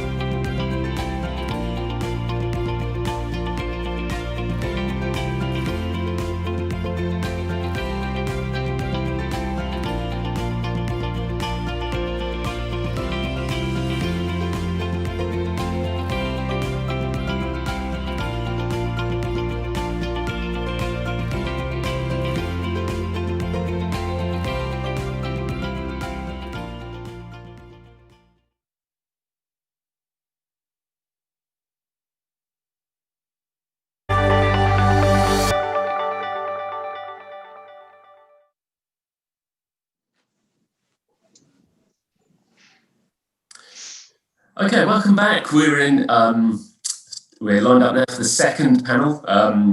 We're starting just a couple of minutes early because we've got a bonus time as Grant Shapps had to head off to a cabinet meeting. We are in such a live situation. The timings do get a bit less around. So we have an extra 5 minutes for our panel here. I'd like to thank again Sean Doyle for his earlier presentation from British Airways. Great to hear from him just a week into the job. And special thanks there to Peggy and Grant for Peggy Hollinger and Grant Shapps for the previous session, which I think was really, really interesting. For this panel, this is our second panel of the day, and the great thing about this is we've got some representatives from airlines here who are right in the middle of this situation, and what we're going to try and do is get some.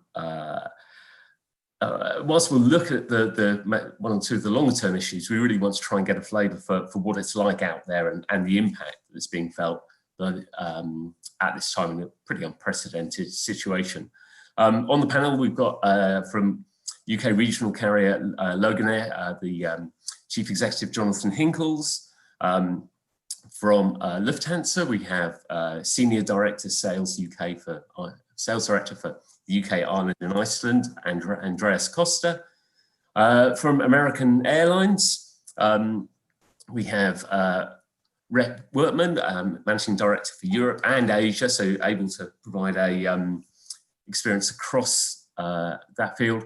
And then from PA Consulting, able to give us a sort of wider industry perspective, we have Senior Commercial Aviation Expert David Hutner.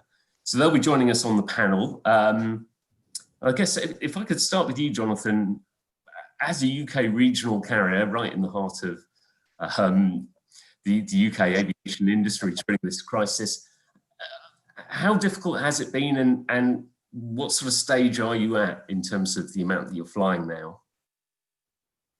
Well, it's been incredibly tough. I mean, from an industry point of view, you've kind of worked through the aftermath of 9/11, Gulf War, SARS, volcanic ash, and you kind of think that you've seen it all. And then this comes along, which, as one of my friends in the industry said, it's like the economic impact of all those gathered together and multiplied. So it really is incredibly difficult in terms of the market. What we saw was something of a recovery coming through July and August and a build into early September. And then as this second wave of COVID-19 has come through, a lot more social restrictions imposed, particularly here in Scotland, which is our biggest market, then really that's dropped right back. So we got back to a recovery level probably just below 50% of last year. That's now trending back down towards about 30% of last year. And we're having to take actions to take capacity out of the market as a result. But it really is incredibly tough going. And I think that's been seen right the way across the industry with every other carrier that we're watching and looking at what they're doing, exactly the same pattern, really the only route of response left. And the demand that's out there, what is it? I mean, are you able to fill the flights that you do offer, or? Well, we've been working to try and make sure that where we do retain schedules in place, that they are usable by our customers. And I think that's been an interesting trend that we've seen coming through on the customer confidence surveys. Initially, it was about getting on aeroplanes. What we're now seeing is one of the biggest fear factors coming through from customers of actually booking something is the fact that their travel arrangements are going to be disrupted by the airline or their travel provider. So we've got to try and provide a level of stability at that lower base to give people confidence if they book something, it will happen. But what we are seeing as well, of course, is that the booking time window has collapsed down to very, very short notice. So where historically you'd see people booking maybe 6 weeks out, they're now booking 6 days out. Of course, their expectations as to what they're going to pay for their tickets don't conform to the normal airline revenue management curve. So I think we're lucky in Loganair that we've been able, in as much as anybody's fortunate in this, that we've been able to do things to put aircraft into other markets like flying air ambulance services and more cargo flying. That has really helped us as a business. But also what we do see is that the historic revenue management principles have gone out of the window. And where airlines up to now have had these sort of very algorithm-led, historic data-led pictures, that's just gone. And the fortune that we have is that we've got a group of people here in our revenue management team who understand and know our markets and did a lot of that manually. They were revenue managers rather than algorithm writers. I guess that's helping us to adapt, to hold on to what revenue there is out there to be had in the market. But no illusions, this is it is very tough, and we're grateful for the diversity of Loganair's business across a number of sectors, which really is helping us through this. Andreas, for Lufthansa, obviously looking both specifically into the UK market, but also probably the wider kind of European market. How's it been for Lufthansa? Yeah, I can basically only repeat what Jonathan just said. The situation is pretty much the same. We came from a very bad second quarter. Our capacity was down to almost 5% in May. We then had a very good July and August where we could increase the capacity back to 40%. This was driven by leisure travel. And we felt this is leisure travel because then in September, when this kind of business was going away, the situation looks much worse. And we are now facing a really challenging fourth quarter. Our original plan to increase the capacity back to 50%. We have to give up. We are now around 40%. And what we're doing is basically on a daily basis, look at the capacity and see, are we still filling it in a money-making way? And the problem here is also, Jonathan mentioned it, that the demand is pretty much short term. So we basically see only when it's too late how the situation is. So we have to react, unfortunately, sometimes when flights went out not as full as we expecting them. So the situation is pretty much the same. We rely on not only on point-to-point traffic, meaning originating traffic here in the UK or in Germany. We are a network airline, so our situation is a bit more complex there, as we have to manage a hub, and with the very diffuse situation over the entire world, it's just getting more difficult. And for the UK market, for Lufthansa flying into the UK, has that been better, worse? How does that compare to some of the other markets?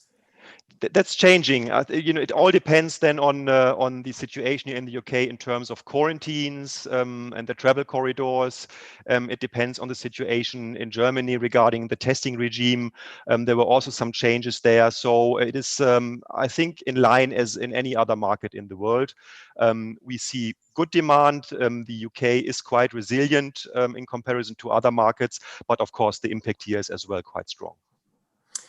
And coming to you, Rhett, for American Airlines, the UK obviously and transatlantic in general a massive market for American under normal circumstances.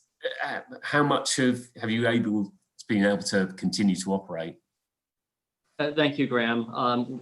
Same challenges. I mean, this pandemic's been a great equalizer for us. And going back to Jonathan's comments and Andreas, we were all struggling for the same thing. American had roughly 75 flights a day across the Atlantic last summer, just a handful, under 10 now. And going back to Sean Doyle's comments, our joint business partner, BA, at Heathrow, we're operating roughly, combined with BA, 25% capacity with most load factors below 50%. So it's been a tough market, and what you feel is that things are continuing to grind downward. The same booking curves, the same yields that Jonathan referenced and Andreas, we're experiencing the same thing. You find humor in some of what's happening. And at American, last year we were the largest airline in the world with close to 45 billion in revenue. This year it feels like we're at a $2 to $3 billion startup company, and that's after 95 years in business. So I think everyone is looking for solid ground and looking where you can deploy your assets most efficiently. The last cargo flight American Airlines had before March of this year was in 1984.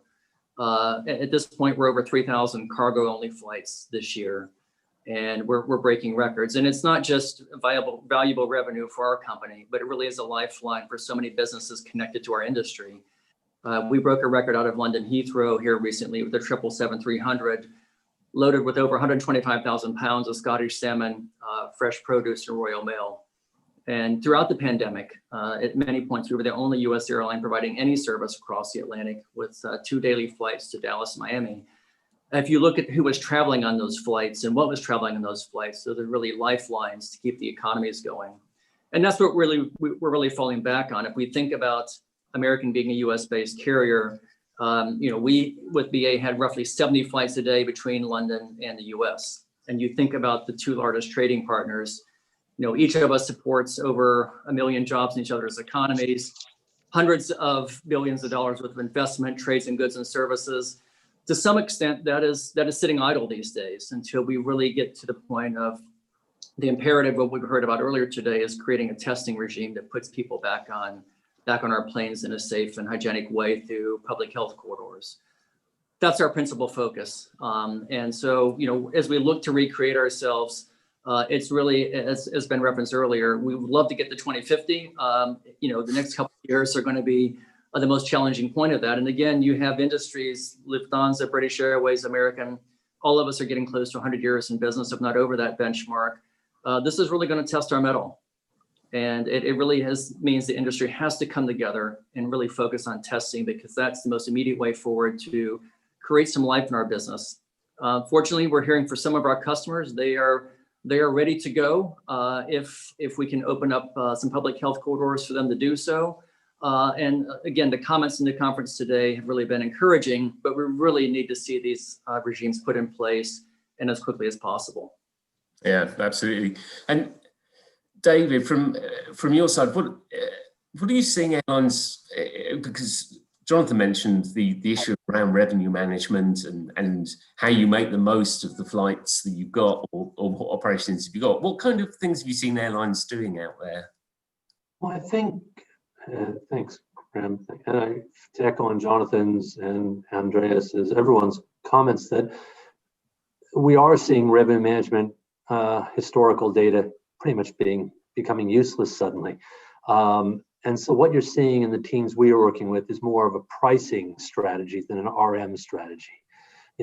How much should we be pricing high on this route, recognizing that only a few customers we're going to fly anyway are must flies, or are we going to try to stimulate traffic? And you see it market by market, country by country. Certainly out of the UK right now, every flight to Greece next week is probably pretty full.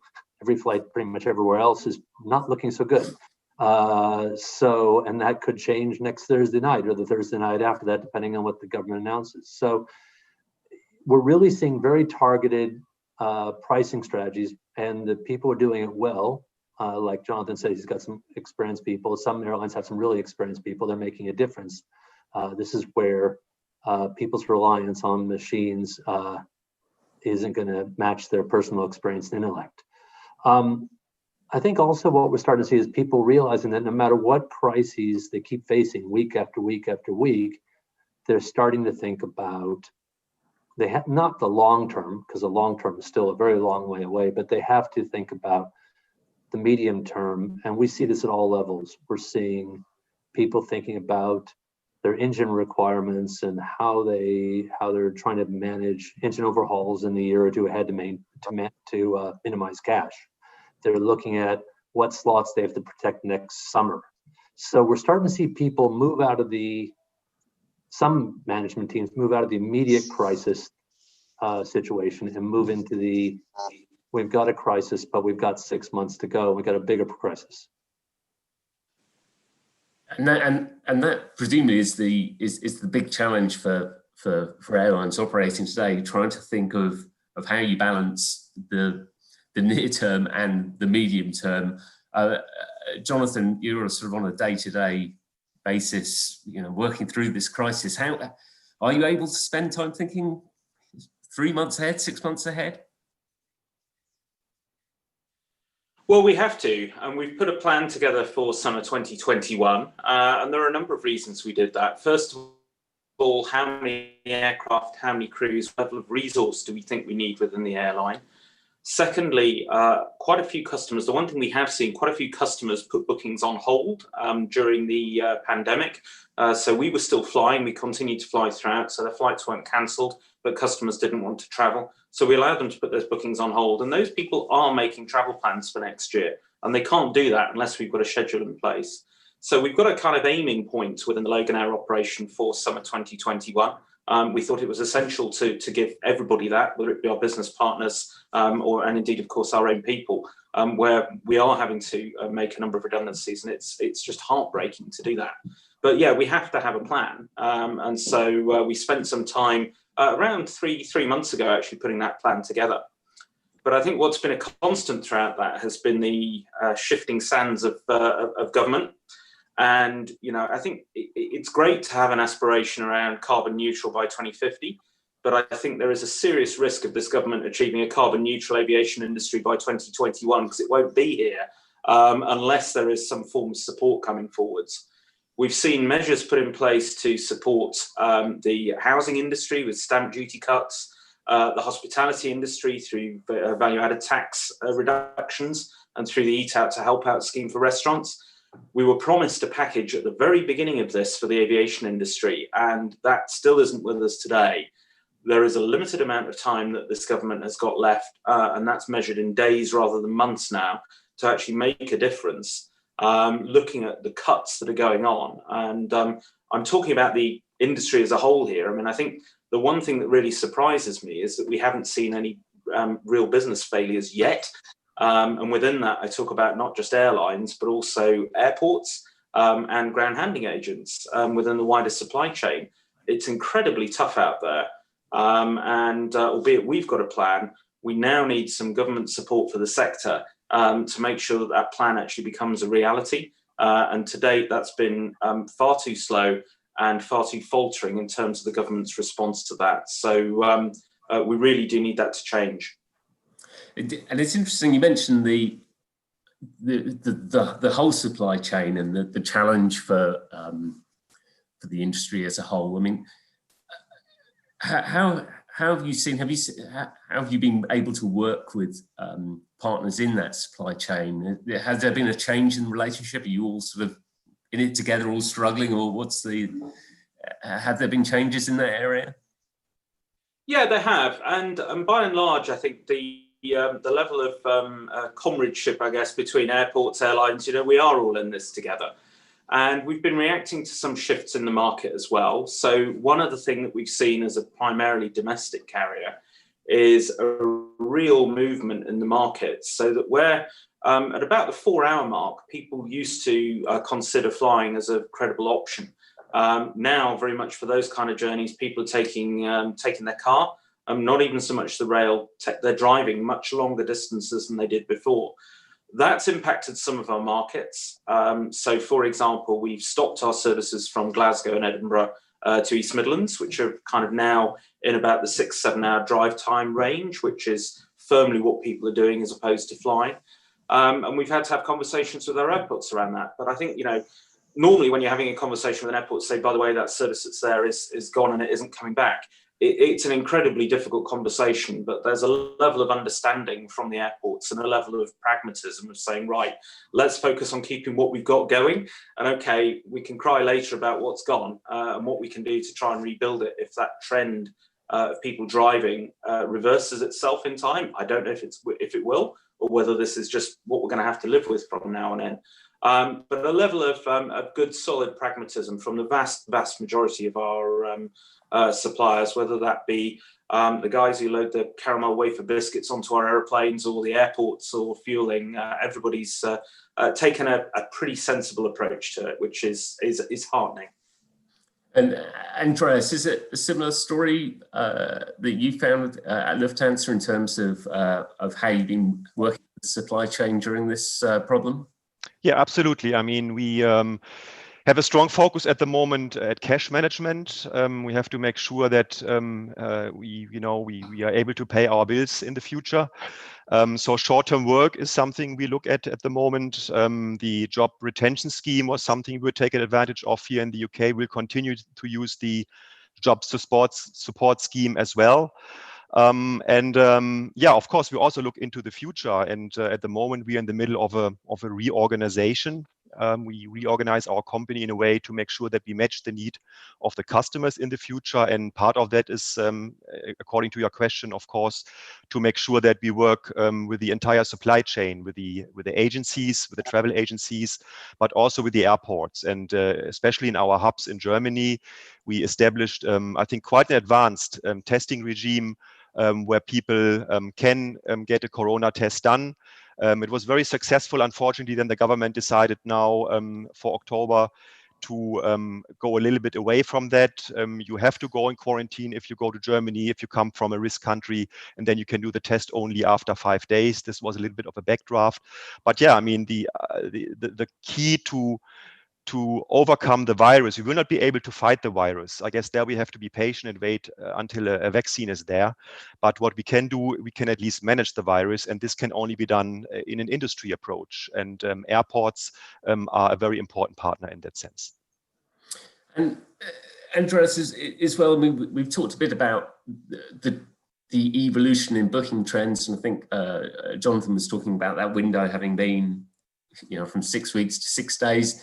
Is it a similar for Lufthansa? And are you sort of seeing different travellers coming through? And do you think that's a kind of a short-term measure? Are you going to see, a set of travellers, a different booking profile over this next 3 months, or do you think that there are longer-term structural changes to the booking habit?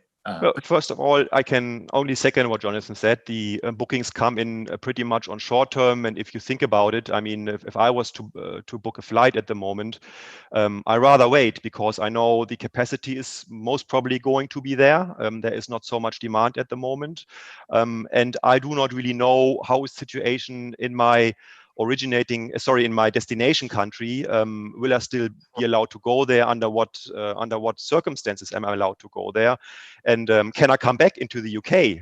Or will I be then also required to go in quarantine? So at the moment, there is a clear trend for short-term booking. And this will, of course, change at some point again. If there is more clarity on the governmental situations, on the quarantine situations, it will change again.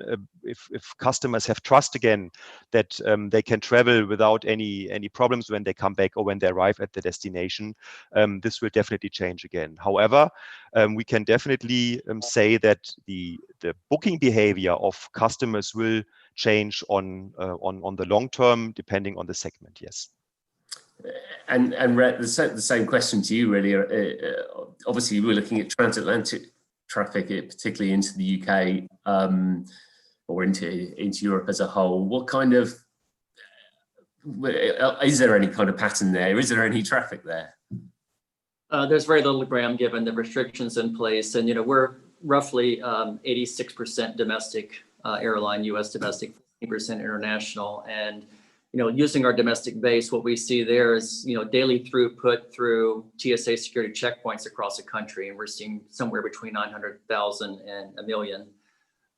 Normal days last year, 2.5 million, what we generally see.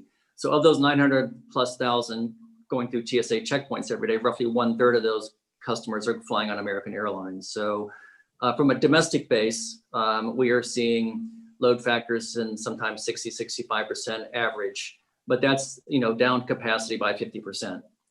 The customer profile is very different. It's a younger leisure traveler, and we give the utmost flexibility in terms of change fees, change anything that you need to. And even as the flight begins to approach capacity, we reach out to every customer. Hey, your flight is getting over 85% capacity. Would you prefer to change to have a little more space on board? And we see very few customers even take us up on that offer, even though they're aware that their flight is getting full. So we are seeing some full flights. Every customer on those flights is aware that they're approaching a full flight and has the ability to change. Again, as Andreas referenced, the change fees and things that airlines use last year are really completely different at this point. When we think about the future, it's a little bit of a scary prospect. The government payroll support plans we've had here in the UK, the job retention scheme, the same in the US. Those are either now expired or expiring soon. we've seen 40,000 team members at American leave the business over the past 6 months. And when you think about being ready for the future, there's a lot of talent leaving, and that's pilots, flight attendants, mechanics. And if as we position ourselves for a strong future, you really have to rethink your core business. Am I going to have the team members available to support a level of flying when we're ready to go? Some major restructuring happening across our fleet, across our team. Again, it's rethinking every element of your business, and is it the right way to create a foundation for the future? And that's tough going when you don't know when that future begins to happen again in terms of traffic return. Yeah, absolutely. And David, just picking up on one of the earlier points about the, because I think I'm also surprised we maybe haven't had more casualties, airline casualties than we've had so far. It's been remarkably little so far. Has that surprised you? Do you think? Do you think there'll be more consolidation to come? How do you think this might play out? Sure. No, I mean, we're seeing consolidation. We're seeing airlines will fail. I mean, I know the folks at Virgin Australia very well, and they've been through a very rough patch, and but also investors have come in. So there are people out there, if the price is right, and it is a bit of a trick to find out where that is. We've seen a transaction take place this morning here in the UK with Flybe, who are trying to take advantage of opportunities as well. But there's certainly going to be consolidation. There's going to be failures. And we're seeing also parties out there who are willing to invest in opportunities if obligations and debts and other matters can be restructured. And I think you were mentioning before how your partners are. Some partners are being very realistic about their prospects. Some are saying, this is our contract and we're going to hold on to it. And others are saying, okay, what do we do to make this work in the long term? And so whether it's a lessor or a systems provider like a PSS provider or others, we're going to start seeing these parties saying, we can get a viable business plan going. It's not going to be easy. It's going to be pretty painful for the next year, but everybody's got to come along for the ride, not this environment where certain suppliers make a huge amount of money, and the old airline adage that everybody in the airline business makes money except for the airlines. And so I think it's kind of focused minds. If you want simply not to have failures, but actually consolidation, restructuring, long-term viability, that a lot of people will have to rethink themselves. But there's certainly going to be a few less players, I suspect, a year or two from now than there are today. And Jonathan, do you see, in amongst all this, all the challenges out there, do you see opportunities? I mean, Loganair's a very agile carrier. Do you see opportunities as well as challenges? Well, hopefully you can see past the challenges to see the opportunities if and when they're there. But I think, look, there's a few different things happening. I mean, we're seeing a level of strength through the charter and contract side of the business, which is good.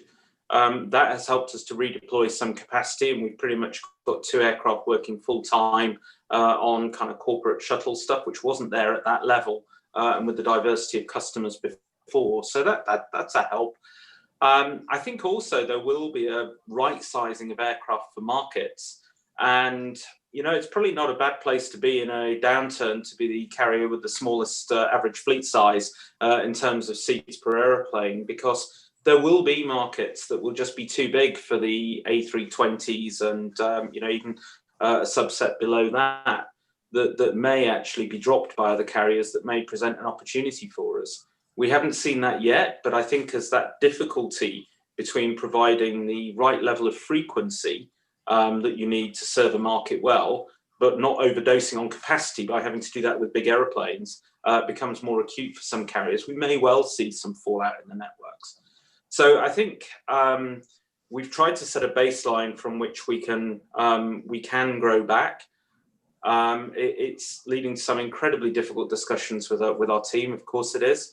We've got around 90 people leaving the airline through a combination of redundancy, early retirements, voluntary redundancies, which out of a team of around 800, we all feel very keenly. If those opportunities come along, we can turn them around quickly and help to protect employment for some members of our team that wouldn't otherwise be there, then that's absolutely what we need to do. So yeah, they're out there. We maybe haven't seen the full shakeout of this yet, I think, but we are keeping a close eye on what's happening through the market, and at the same time trying to preserve as much flexibility as we can within our operation to be able to take advantage of anything that happens to come our way, and indeed to protect our team members within that, which is something that we all feel very keenly about. And whilst we're talking about aircraft size, we had a question which is coming up for you, Andreas, asking whether Lufthansa will use the Airbus A380 again. Now, I don't think you were ever using that on London routes beforehand, but I suppose there are. It's an interesting question, that one around the scale and size of aircraft. There hasn't been any final decision made, but what the airline has decided is that we will, on a long-term basis, get rid of 150 aircraft, and we will of course start with the older aircraft there, the 747-400, for example. On the cargo side, the MD-11. These aircrafts will be replaced, and there will be also less operation on the A380. But in what scope, this hasn't really been decided. Overall, I think it is a development coming out of a crisis, which also gives us opportunities to adapt to change much faster than we have usually done. We have a new organization in place with new departments which we haven't seen before. I think it's much more customer oriented. We see also corporate responsibility in a much more prominent way. So there's always challenges coming out from a crisis. But yeah, I mean, the airline will be smaller in the future, and we have to adjust accordingly. Yeah, and I think, that's another of the questions that's come in, and if you have more questions, please send them in, which is asking, is the back to 2019 levels rhetoric still relevant now for airlines that have right-sized and restructured significantly, and are now focused, or shouldn't the focus really be on being on cash neutral instead? So I guess that and we hear it quite a lot, and maybe, Rhett, do you think is it relevant to think about us going back to 2019, or how long might we get back to those kind of levels? From a passenger level, Graham, I think we're probably looking at 4 to 5 years, as Simon referenced from IATA earlier. But just with crisis comes opportunity, and so I think we're all looking for that opportunity to help power through. And there's a lot of that. Let's take Heathrow at 2019. If you look at the aircraft fleet type that we're servicing the airport here, a lot of those fleets are gone. To Andreas's point, of Americans retired 150 of older generation aircraft. Fast forward to 5 years from now, the environmental footprint at Heathrow is going to be significantly different, as it is today, because we see a much newer generation of aircraft serving the airport here. The environmental footprint of Heathrow is going to be greener.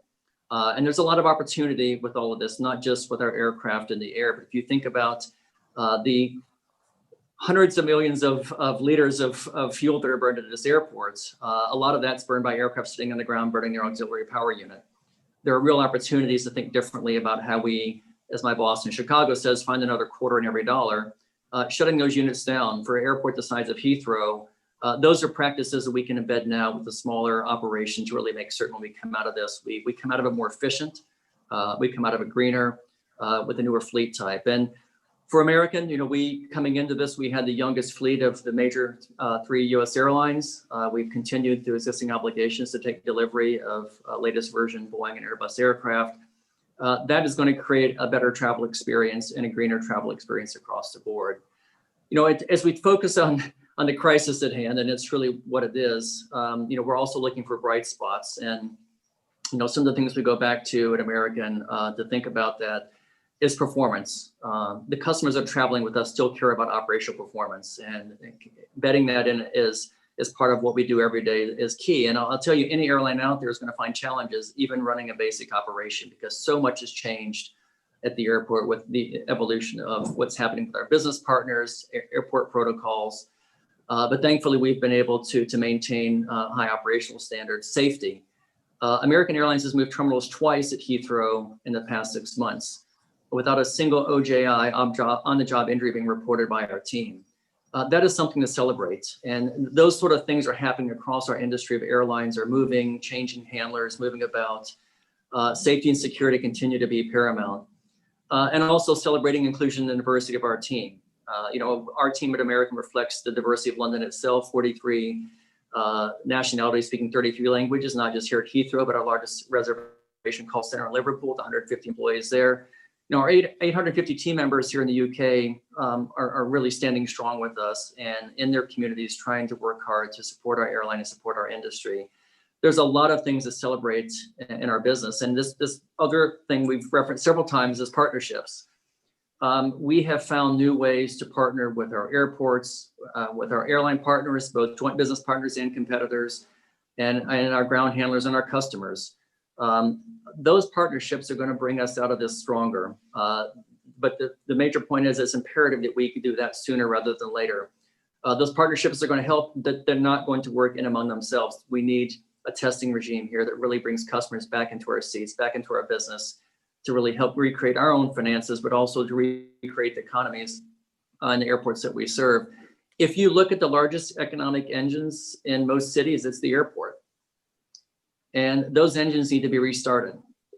And we can coast for a bit, but at some point, the economic impact, the financial impact of having our business sit idle is going to impact high streets.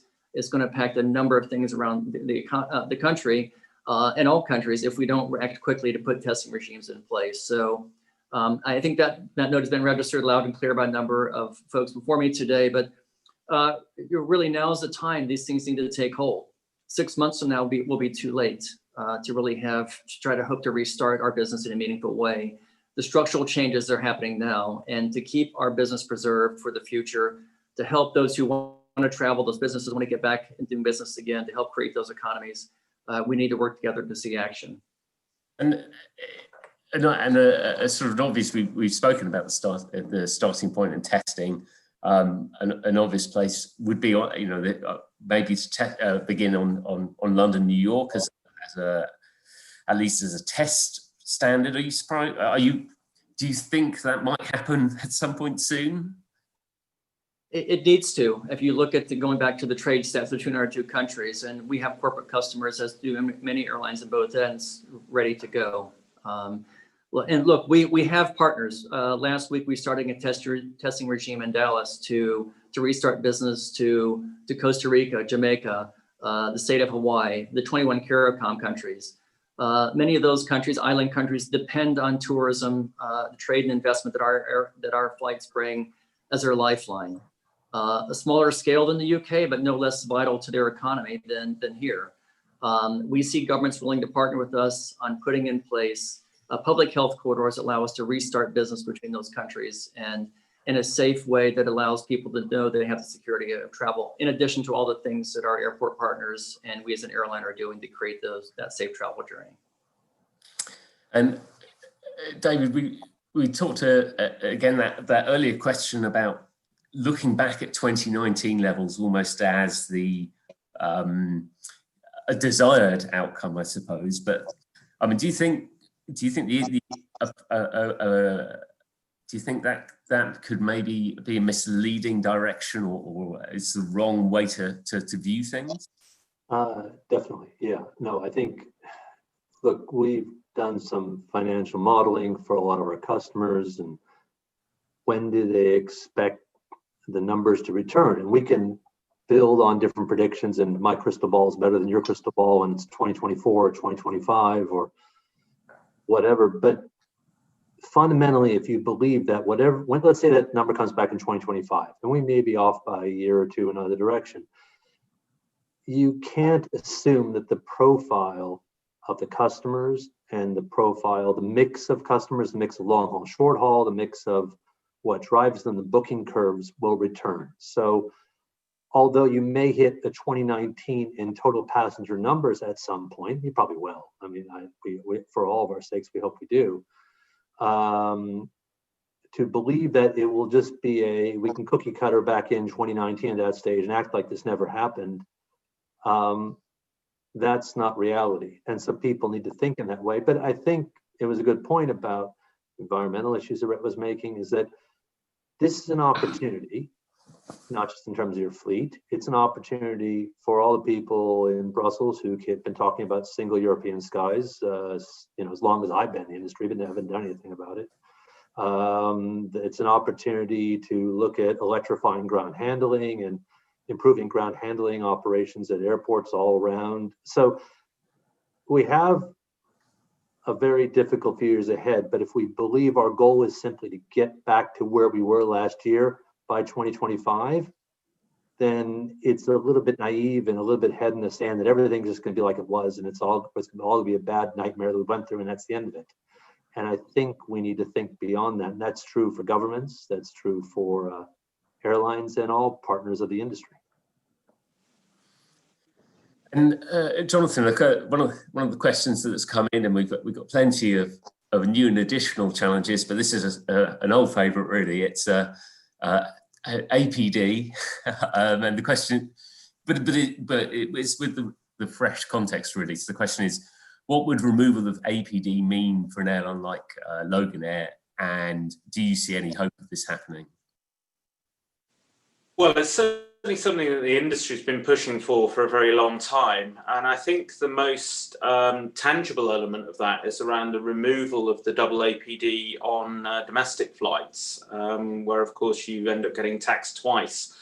That's something that it becomes within the government's power to change. It's one of the few good things coming out of Brexit, that there is that ability to differentiate between the domestic market and the European market. So as of the 1st of January, the government has got the power to be able to say, right, we're not going to have that anymore. 19th of October now, kind of hoping that there might be something coming through on that. But the government promised a review of air passenger duty, and very specifically has mentioned this double taxation on domestic time and time again. Just when hopefully is that going to turn into a reality? So do I think there's something going to change? I very much hope so. When is really the big question now. The Chancellor's budget that was supposed to be taking place in November has now been deferred for the rest of the year. That's normally the kind of set piece where these kind of things will be announced. But really the impact of it on domestic travel will be very helpful. And to go back to the environmental point, there's some quite strong pushback around saying, well, people shouldn't be flying domestically. Well, consider it this way, that actually if you pay one I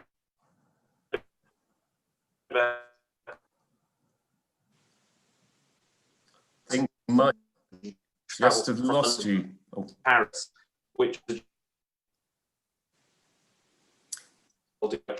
just breaking up there. Or Glasgow.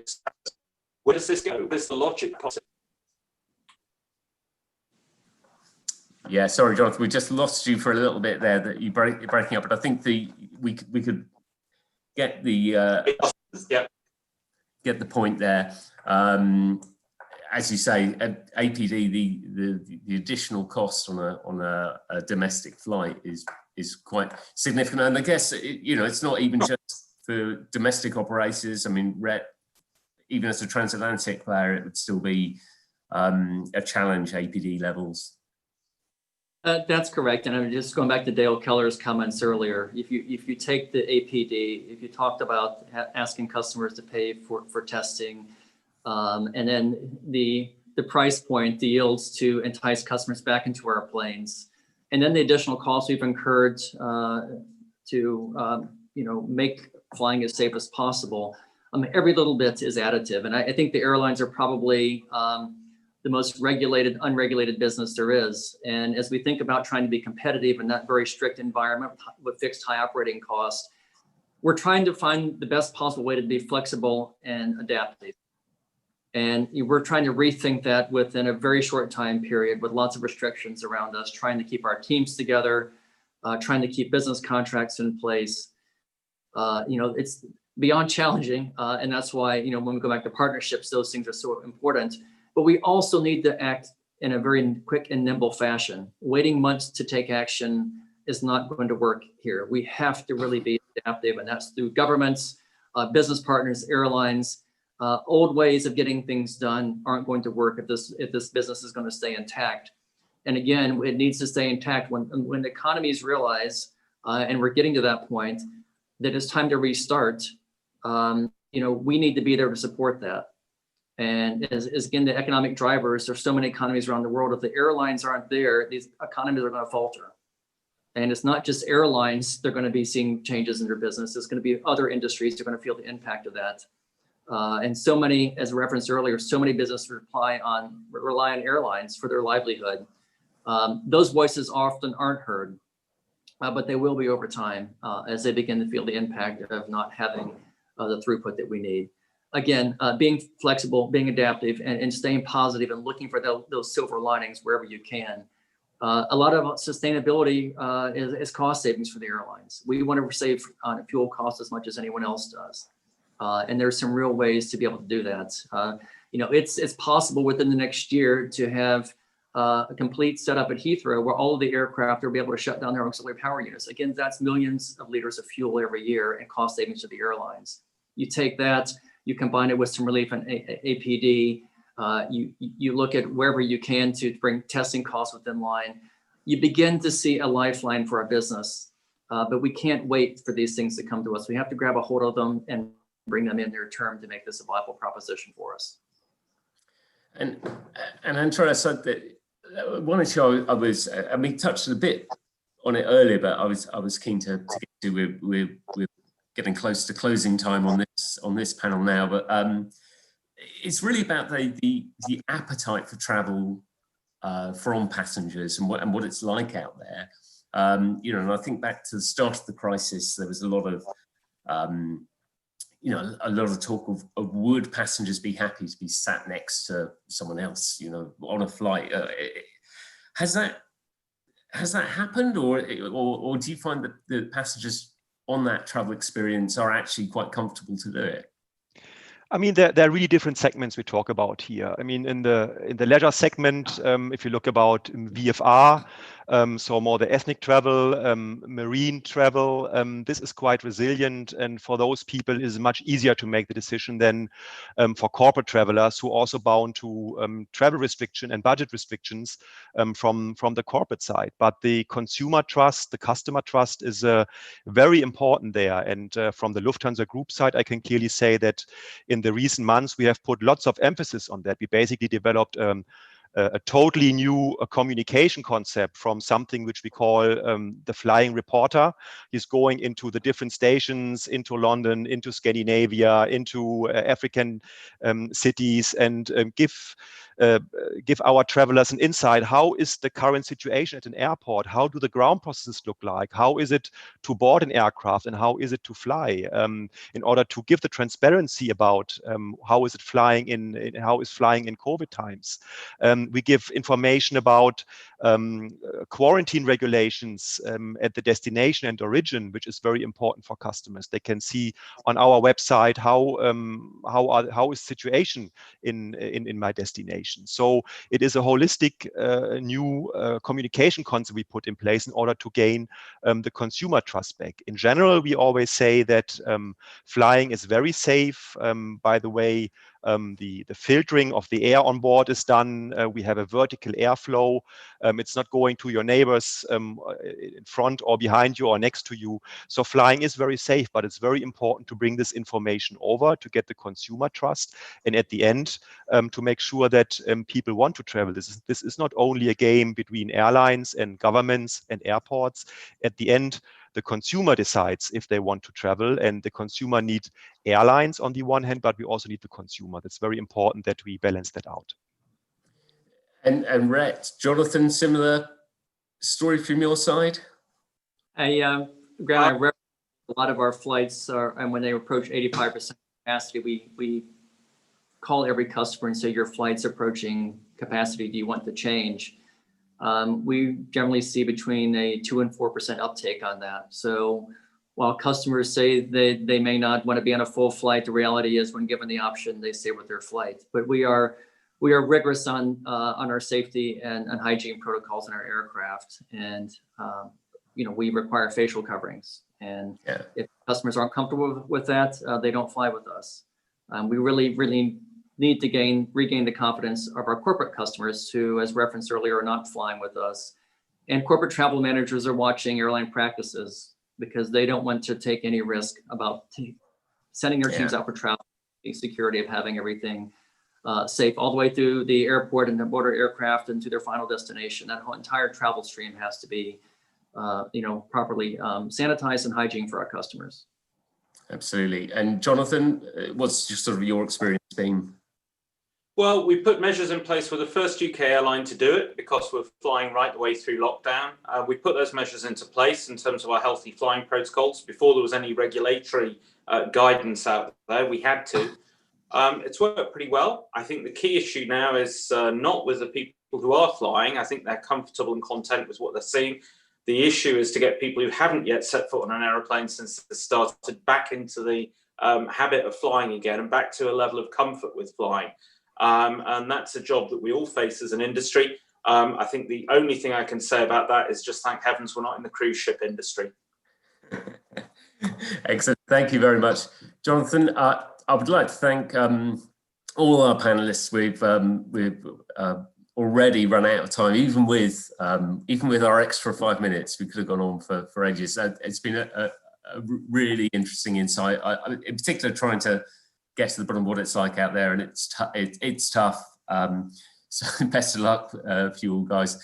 Apologies to any people's questions that we didn't get time to. We try to get through as many of them as we can.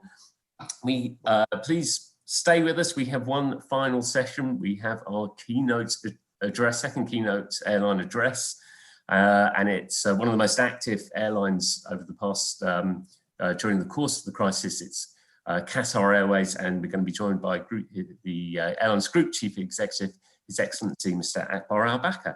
We'll be online in a couple of minutes.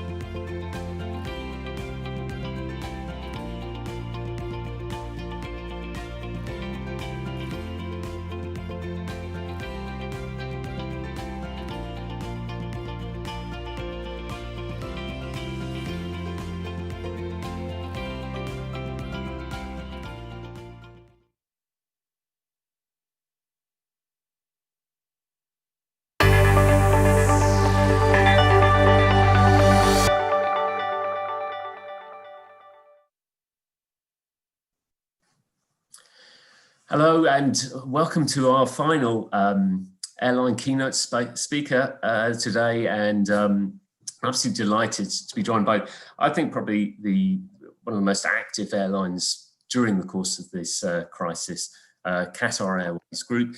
They've just, in the past few days, moved up to 100 destinations in their network. They've restored since the crisis, and to give us far more details on the journey they've been on and the challenges they faced, I'd like to welcome the Group Chief Executive, His Excellency Akbar Al-Bakr.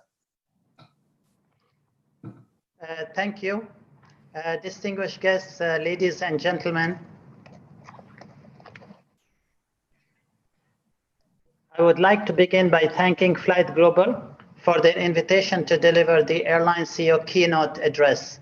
It is truly a privilege to have the opportunity to speak to this wide audience, and I truly hope that we will be able to see each other in person very soon. I know it is not the normal time. Unfortunately, we have to speak to each other through WebEx or video conferencing. So we really are hoping to come back to the normal times that we are so used to, meeting people and interacting with each other. I also want to acknowledge the great work and dedication of Flight Global team in organizing this important summit. To say that we live in exceptional and challenging times seems to be a wholly inadequate way to explain the impact that this pandemic has on our lives, as we know it, including our country's economies and the way we do business and people-to-people exchanges across the globe. Aviation industry has never faced a challenge at this scale and magnitude, with the long-term consequences of this crisis upon our industry still to be determined. Over the course of just a few short months, we saw a decline in international air travel of almost 95%, and a global reductions in seat capacity of 87% compared to the same period of 2019.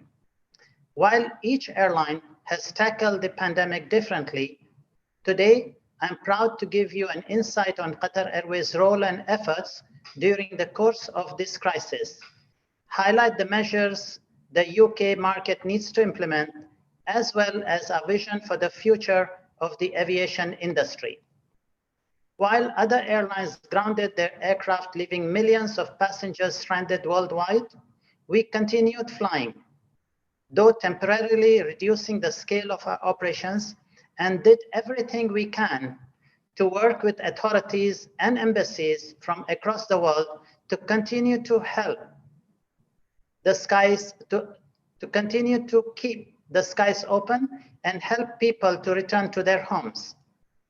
Taking people home safely and reliably became our fundamental mission, with my teams working around the clock to coordinate relief efforts, not only to keep flying to existing destinations within our network, but also to cities where Qatar Airways has never flown before. By continuing to fly during the pandemic while others stopped, we have earned the trust of passengers as the airline they can rely on.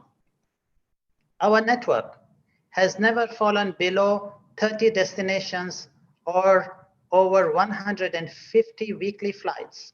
By the end of 2020, we plan to rebuild our network towards 125 destinations, and just last week, we reached the important milestone of 100 destinations.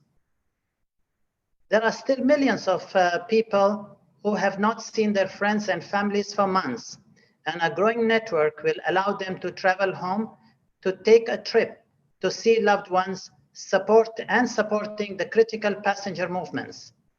During the peak months of the pandemic, Qatar Airways became the largest international carrier.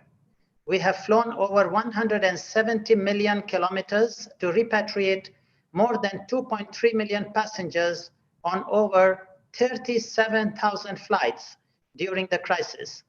The airline has also worked closely with governments and companies around the world to operate over 400 relief flights to help repatriate over 120,000 people. At one point, our flights accounted for 17.8% of international passenger traffic, according to IATA numbers, over triple our nearest competitor and more than the next 4 airlines combined. Turning to the vital role air cargo has played in the context of COVID-19 outbreak, this part of the industry has been hugely important for the quick deliveries of essential goods, medicines, medical equipment, PPE, and other supplies. Air cargo's ability to quickly respond and adapt to the changing environment, swiftly deploying passenger aircraft for cargo-only operations to avoid a shortage of supply, quickly positioned it as the world's largest air freight operator. While other cargo operators have seen declines due to COVID-19, Qatar Airways cargo operations have actually grown compared to the same period last year, hitting new records of over 180 dedicated cargo flights in a single day. Back in February, a convoy of 5 Qatar Airways cargo freighters departed to China, carrying approximately 300 tons of medical supplies donated by the airline to support COVID-19 relief efforts in that country. The 5 flights departed one after the other, bound for Beijing, Shanghai, and Guangzhou, as part of Qatar Airways' voluntary offer of free air cargo transportation for medical relief aid to fight the coronavirus emergency.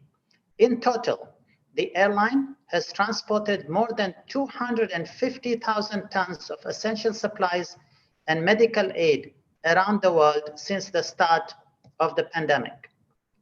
Since July 2020 and until the end of December 2020, charities will be able to use the services of Qatar Airways Cargo to transport medical equipment, humanitarian relief, and essential products to where they are most needed free of charge. The 1 Million Kilos campaign is the first chapter in an ambitious sustainability project called We Care. Through this initiative, Qatar Airways Cargo is playing an important active role in building tomorrow's world. The recovery of international travel will take time, but the resumption of our 100th destination, Sofia, Bulgaria, on the 16th October was a significant milestone for us. Restoring passenger confidence is crucial to the recovery, and we are proud to be offering one of the most flexible and generous booking policies, reassuring passengers that the industry recognizes the challenges of booking travel in the current climate, and providing them peace of mind with such policies is crucial to the recovery. I would call on all airlines to take every possible step to rebuild confidence with passengers so the industry moves towards a quicker recovery. Despite the best efforts of airlines, significant impediments remain, slowing the sustainable restart and recovery of the aviation sector. The most common concern raised by our passengers is the difficulty they are having in understanding entry and exit requirements of different countries, placing airlines in the precarious position of trying to give certainty to our passengers in a constantly changing regulatory environment. In addition to the constant changes with travel restrictions, we have the lack of uniformity of global standards. The patchwork of regulations we navigate on a daily basis while trying to operate scheduled and non-scheduled services is similar to a bureaucratic minefield. We have had numerous regulations changed or no terms issued mid-flight and or with immediate effect.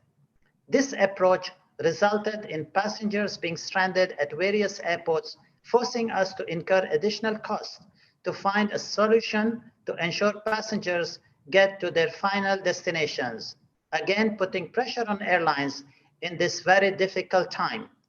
All of these varying regulations create a logistical nightmare for carriers, and it only highlights the need for consistent global regulatory guidelines for the aviation sector. International bodies such as IATA and ICAO need to work with governments to establish and formalize harmonized regulatory guidelines so airlines can operate with certainty and focus on the business of flying rather than navigating red tape. As one of the most highly regulated industries, the future of aviation is very much dependent on the foresight of governments and regulatory bodies around the world. Will governments continue to move towards a liberalized aviation environment, or will they become cautious and fall back on protectionism? Already there are calls to limit the ability of international airlines to freely carry passengers between destinations. I'm sure you know what I mean. Countries creating bubbles, which is just another way of protecting home carriers at the cost of international free travel and open skies. The advocates of such approach usually base their argument on protecting jobs or maintaining labor standards. But what they are really asking is for governments to stop passengers for making their own choice. This is never a successful strategy. The aviation industry has to become more responsive to consumer demand, not less. We as an industry have achieved a certain level of liberalization, though still far from enough, but now we might witness more protectionism in the post-COVID-19 era, and ultimately it will be the passengers who will pay the price. I believe that travel will steadily return, limited by entry restrictions rather than consumer confidence. People will want to travel again, experience the world, meet friends and family, as well as business travel restarting. In many ways, the restrictions have made people realize how precarious the ability to travel really is and was perhaps taken for granted. I am confident air travel demand will return to pre-COVID-19 levels in the next 3 to 4 years, especially once a vaccine and a proven vaccine is developed. Passenger confidence will return and people will be more willing to travel once they have confidence in such a vaccine. It is part of the human spirit to explore and visit new places, and once we have overcome this pandemic, the desire will remain and international travel will recover. Of course, it would be remiss of me not to touch on the ongoing illegal air and sea blockade imposed on my home country. While the illegal blockade has been ongoing for more than 3 years, we should never allow these illegal actions to be normalized. Threats to the safety and normalcy of international civil aviation should never be an acceptable tool for political posturing, and the international community must not allow the current actions to set a precedent for using freedom of navigation as a weapon to harm a country and its people. In July this year, we welcomed the judgment of the International Court of Justice, affirming that the ICAO Council has the jurisdiction to hear any disagreement relating to the interpretation and implementation of the Chicago Convention of 1944 and the International Air Services Transit Agreement. We look forward to observing the return of the State of Qatar to Montreal to urge the ICAO Council to condemn the illegal airspace blockade and to take appropriate actions to require the 4 blockading states to comply with their obligations under international law in order to restore the normalcy of international civil aviation. At Qatar Airways, we firmly believe that travel is a right for all and that this world is all of us to explore. And now let us shine the light on the United Kingdom.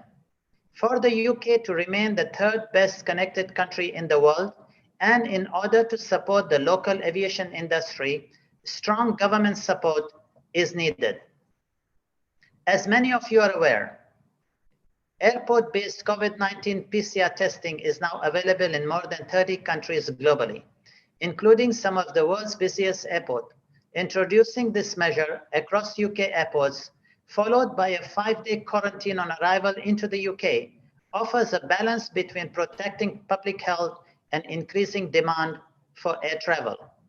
By introducing a similar robust testing regime across UK airports, the current 14 days quarantine process can be replaced. In the absence of a vaccine, PCR testing at airports for inbound passengers remain the most reliable process to resume international travel. And keeping in mind that now tests are available that can be done quickly, efficiently, and in as little as 15 minutes. In Qatar, nationals and resident permit holders are allowed to enter into the country, and depending on whether they have returned from a low or high risk destination, the appropriate quarantine measures are put in place. All passengers entering Doha through Hamad International Airport are thermally screened, asked to download a mobile app that monitors individuals' health status, requested to complete a health assessment form, as well as sign a quarantine commitment agreement. Those returning from low-risk countries are automatically tested at the airport before they can proceed to their 7-day home quarantine. It usually takes 24 hours to receive the results. A secondary test is conducted on the 6th day, and if these results are found to be negative, they are cleared to leave the quarantine the next day. Passengers from high-risk countries are required to book at one of the approved quarantine hotels prior to their arrival to Doha, which they are then transported to upon completing the necessary arrival procedures at the airport. They are required to quarantine in the hotel for a week, after which they either commit to home quarantine for an additional week if they test negative, or are transferred to a medical facility if they test positive. I believe integrating and adapting similar initiatives will be key to the future success of the UK aviation market. On a separate note, let me address the APD. Based on recent studies carried out by York Aviation and commissioned by the Airlines UK, the Industry Association for UK Registered Airlines, a 12-month air passenger duty waiver would save 45% of the lost jobs, the lost air routes, and potentially 8,000 jobs over the next 12 months. It would also increase passenger demand and enable the sector to stimulate an additional £7 billion in economic activity. Global airline connectivity is crucially important for any country, especially an island like the United Kingdom, to keep it connected to global trade and commerce, especially at difficult times like these. Every effort must be made to remain flexible in terms of entry restrictions and encourage passengers to travel by simplifying the process and reducing red tape. If I now look to the future, our vision for aviation focuses on a strategic investment in fuel-efficient twin-engine aircraft, such as the Airbus A350 and the Boeing 787 Dreamliner, which strike the perfect balance of passenger and belly-hold freight capacity. It is becoming clear that more and more customers are taking environmental concerns into consideration when they are making their purchasing decisions.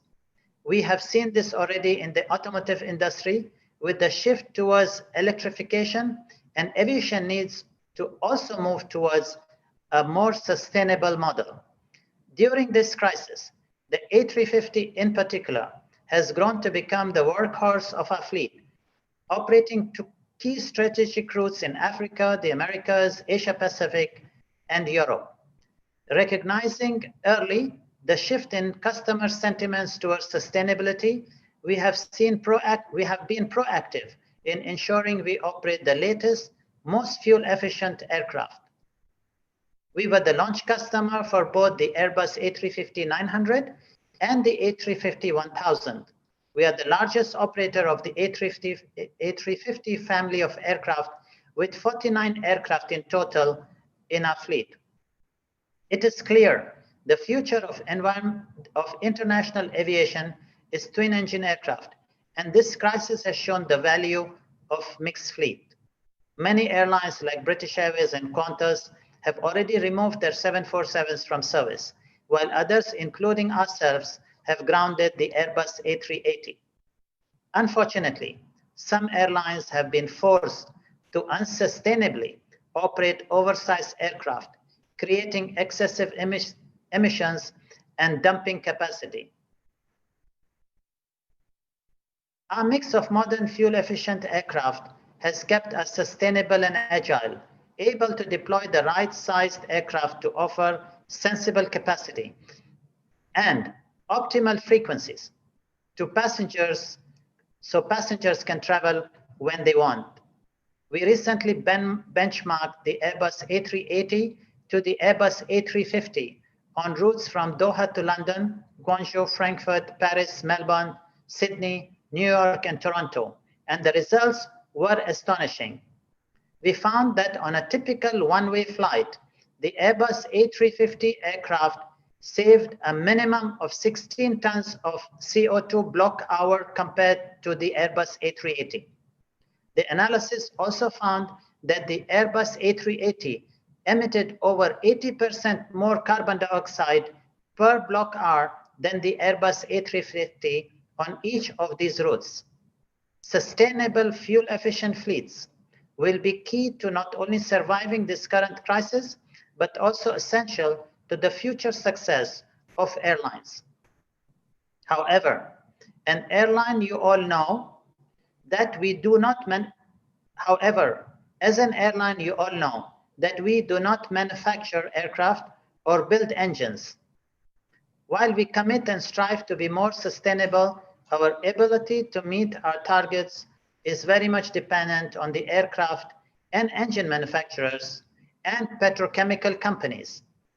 Airbus, Boeing, General Electric, Rolls-Royce, and other suppliers need to reinvest their profits in R&D and innovation to achieve greater efficiency. Similarly, the petrochemical companies need to develop fuels that are more efficient and invest in alternatives such as biofuels. While we can continue to push manufacturers to invest in new technology and develop more environmentally sustainable solutions, the final decisions lies with them. The future of the industry will depend on everyone working together to achieve this sustainable vision. I would like to thank you all for being here today and for the organizers for this wonderful opportunity. Thank you. Thank you, Mr. Al-Bakr. I think we have time for just a couple of questions, if that's okay. And one of them, I'll sort of tie in one of mine and one that came in, which refers to the A380. You've not brought that aircraft back yet. Do you see a long-term future, or what would you need to see you demand-wise for you to bring back the A380? And obviously operated on the London route. What are your plans for the London route if it's not with an A380?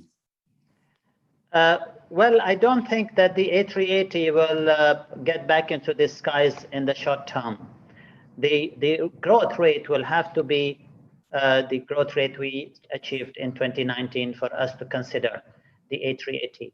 And people who want to fly the A380 sooner than getting back to the pre-2019 levels, I think will be very foolish.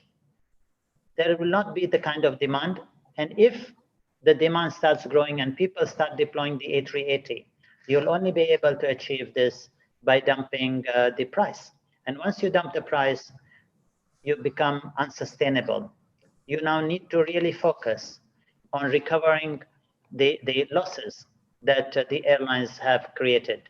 We don't think that we are going to operate our A380s for at least the next couple of years.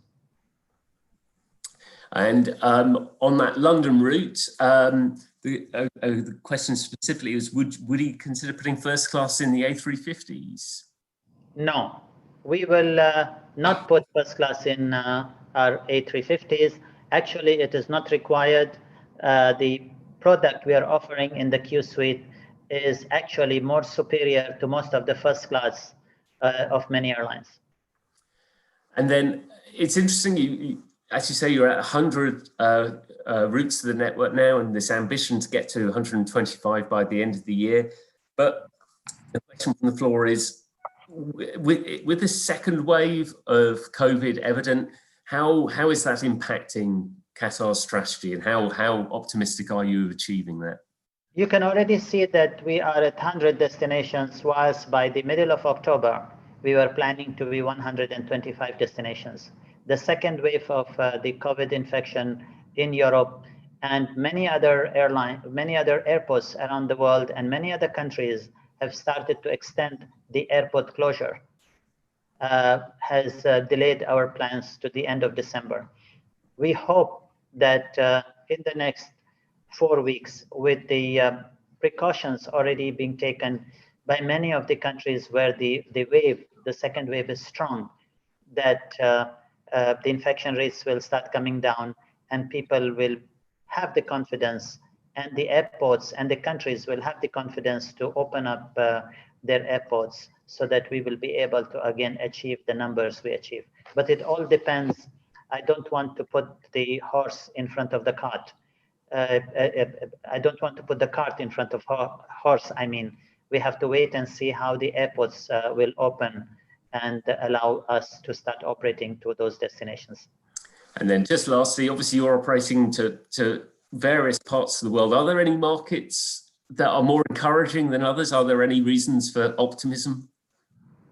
I will not tell you that, because then I will give my competition a head up on where we are operating and making better revenues. Excellent. Mr. Abaka, thank you for your time today, and thank you. It's my pleasure. Thank you for inviting me. Excellent. So that concludes the Airlines 2050.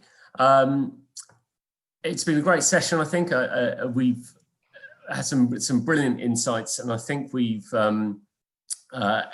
clearly testing has and development of testing is seen as an absolutely crucial part in moving this industry out of onto at least the next footing. We're really clearly at a crossroads, and I think we've had some really interesting discussions around that today, and it was great to hear from the various players and actors within it. A quick reminder, you can watch the sessions again on demand at flightglobal.com. And a big thank you to everyone involved in making Airlines 2050 happen under these particularly challenging circumstances. To all our speakers, our panelists, moderators, to the teams at Airlines UK, Bar UK and IATA, and my colleagues at Flight Global and the audiovisual team, and for everyone watching and who's engaged with this at home. And a special thank you too for our sponsors, our headline sponsor, PA Consulting, additional sponsors, Clyde & Co and GE Aviation, and our event partners, Airline Business, Flight International and Airability. And to close, here's a chance to see again a message from our charity partner, Airability. Hello. Thank you to Flight Global for your ongoing support for Airability, the disabled flying charity. Thank you too for allowing us to be part of your Airlines 2050 event this morning. We teach anyone with any disability to fly an aeroplane. We do this to help ask the question, if I can fly, what else can I do? As has been the case for many charities and many organisations, this year has been our toughest challenge yet. With our aeroplanes grounded and classrooms shut and fundraising events cancelled, we've worked tirelessly to support our disabled community by bringing the aviation experience to life virtually. We hosted the first online armchair airshow, the Spirit of Aviation Challenge, and delivered our education programs for young people. We're glad that more recently we've been back in the air, doing what we do best, and changing lives through the magic of flight. Our Aviators Ball will take place on Saturday the 28th of November, and it'll be at home. This year we'd love to extend the invitation to as many people as possible to host a dinner and join us online from your homes. Our incredible auction will be the highlight, and we look forward to celebrating some of the achievements that have been possible during this year during a really unusual flying season. Please join us and support us if you can. Thanks again to the Flight Global team for your partnership, your friendship and support, and for helping us to change the lives of disabled people through access to flight and the magic of aviation.